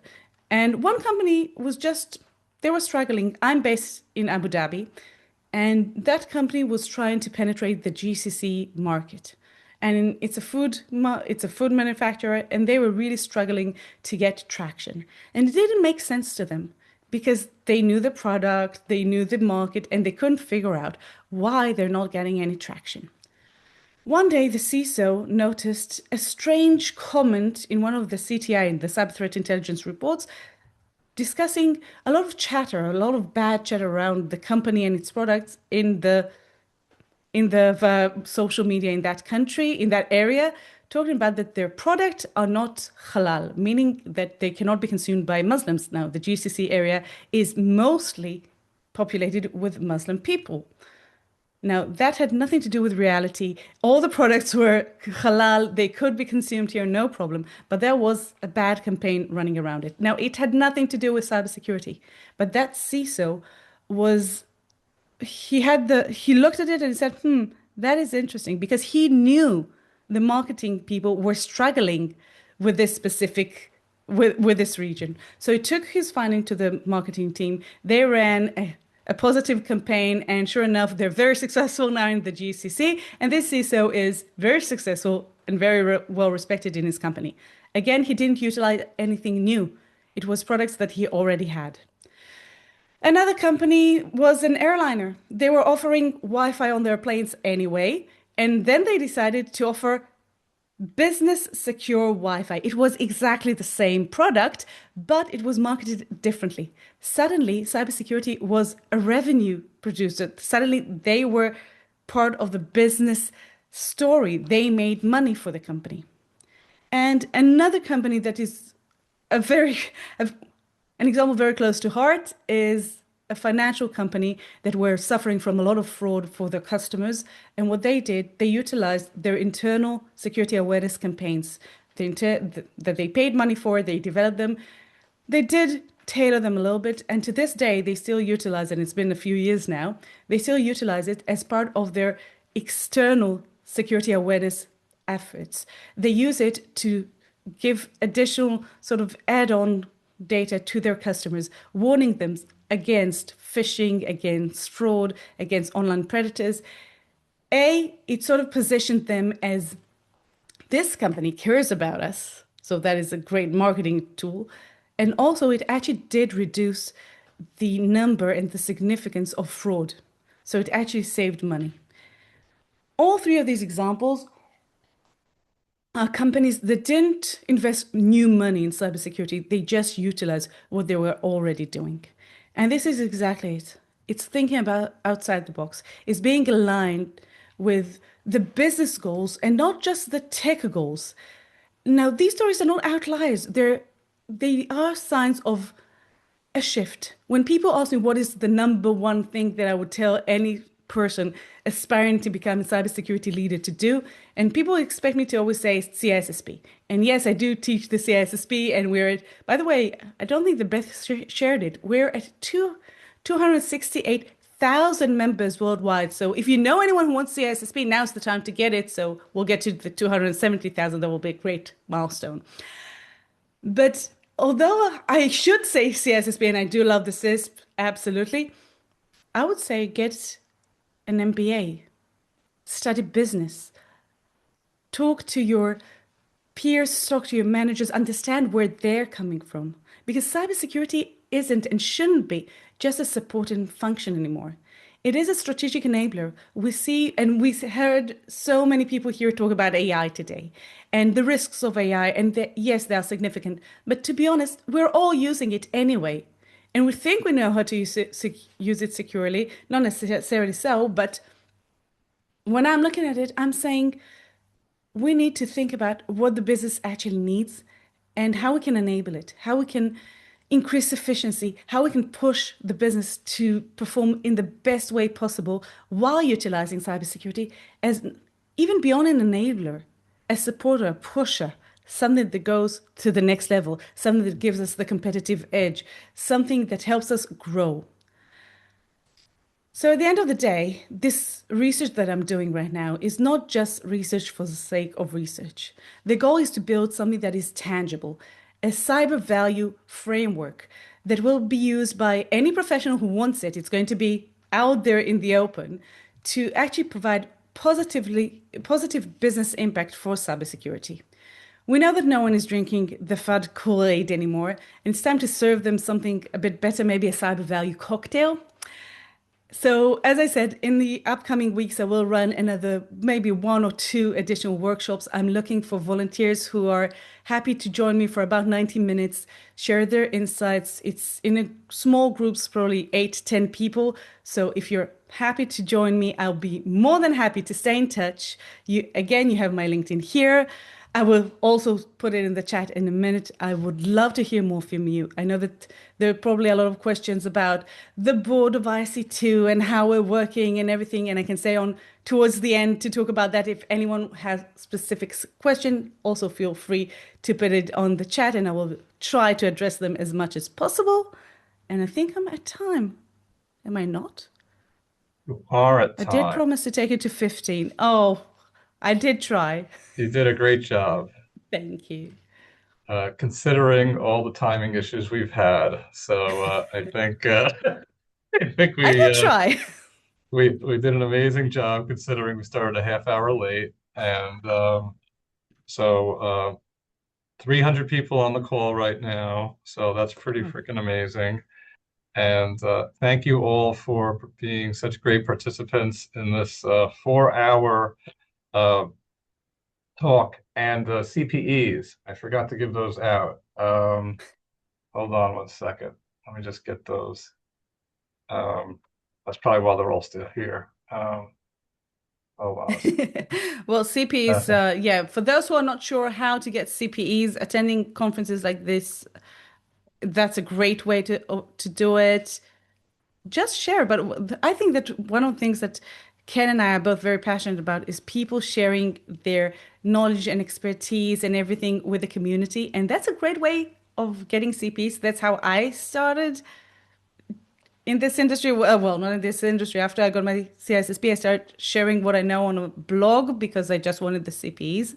And that led to amazing things like starting a chapter, like joining the board and other things. So I'm all for that. And May, yeah, speaking here is also a great step up to become a real conference speaker, right? So you know all of it, right? Absolutely, absolutely. And in one of my talks that I gave, I think it was in Security Congress, I talked about how you go to your next level. And I talked about skills and experience and exposure and stuff. And people tend to sort of dismiss volunteer opportunities. And I think that's absolutely wrong because volunteer opportunities are real opportunities. And the first thing I volunteered to was to lead the events team in my local village that I used to live in back in my 20s. And that gave me incredible event coordination skills, leadership skills, budget management skills that I use to this day. So if you can't get it in your job, just volunteer and get it anyway. And public I think speaking easy. for me, that has been 100%.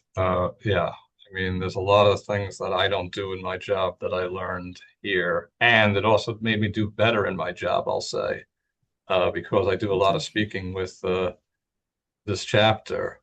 And now I am much more confident at work. So I think that definitely the skills, I've learned a lot of skills here. So highly recommend it. I've seen a lot of people grow within the chapter.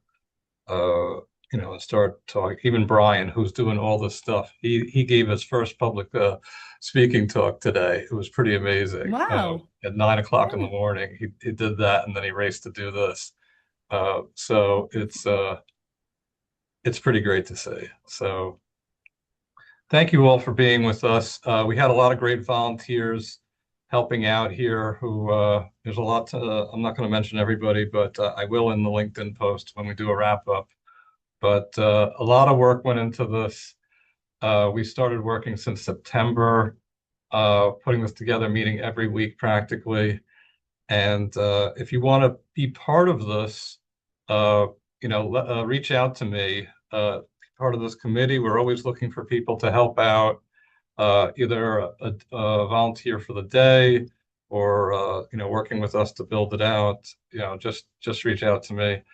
It's really a great experience to meet people from all over the world and hang out with them. And that's how I met May.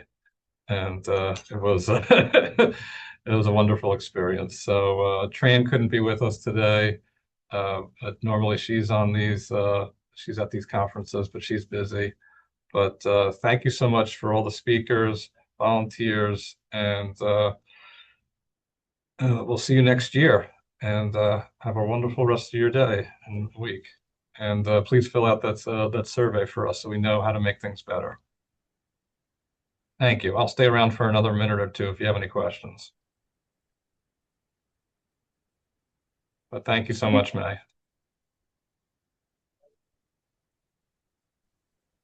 Hi, Ken. This is Robinson. Did you share the CP link? Yeah, I can put it in again. I just put it in, but I'll put it in again. Hold on. I'll put the link also on the LinkedIn page, so people joining afterwards. So It's part of the survey. Yeah. And Ken, there was a question during the presentation how we can share the slides. So what I'm going to do is this. I have everybody's email address. So I'm just going to send one big email, probably with the CPE form again, with the slides and a link to the recordings. So everything's been recorded. So we should have that as well. So, okay. Sounds cool. Yeah. Thank you. Sure. I got a question for Miss May. Yes, my pleasure. Yeah, I'm kind of new, but my question is, From IC Square's perspective, why can't we have CPEs from other IT bodies? Of course you Because can. that seems to be a challenge. No, you should be able to add these. There's a category for it. Other trainings that are relevant to security should be perfectly fit. Also, online sessions, like things you follow, and so most of them, like for Eventbrite, for example, or BrightTalk, will even provide you CPE reports, and you can perfectly do so. By the way, there's another question. Someone else, how many CPEs does qualify? Have a check on the CPE guide, because there's a bit of a calculation to be done. In essence, it's 1 CPE per hour almost. Exactly. And what I want to say is almost every event, I've never encountered an event that wasn't accepted by IC2, because it's about getting ahead in your career. So it doesn't have to be IC2 related. You can use whatever you want, a local webinar, a local meetup, no worries. Community events, Community events, New absolutely. Year's drinks for any security security organizations. So. It does work. I did it multiple times.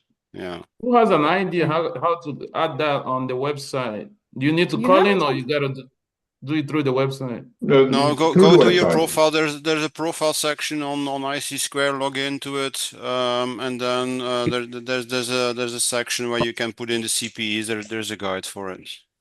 Got you. Yep. Yeah, you can. And I will also share Hello. here the CPE handbook. Where's the Got handbook? you. If you just look for the CPE handbook, you'll find everything, but here I put it in the chat as well, so you can definitely use that. All right. Thank you so much. That was Absolutely. helpful. Yeah, sorry. Yeah, can I ask a question? Yeah, of course. Okay. Jeremiah is my name. I'm connecting from Nigeria. Hi. I want to know how I can join a local chapter in Nigeria.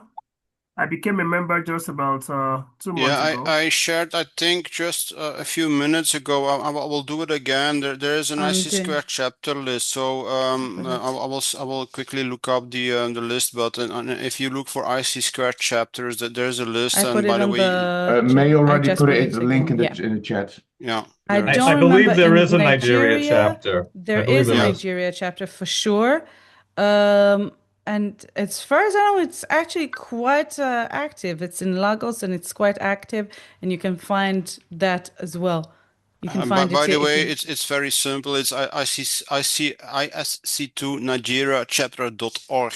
If you want to have the Yeah. website, it's very easy to find. All right. Thank you. I'm from Abuja, talking from Abuja presently.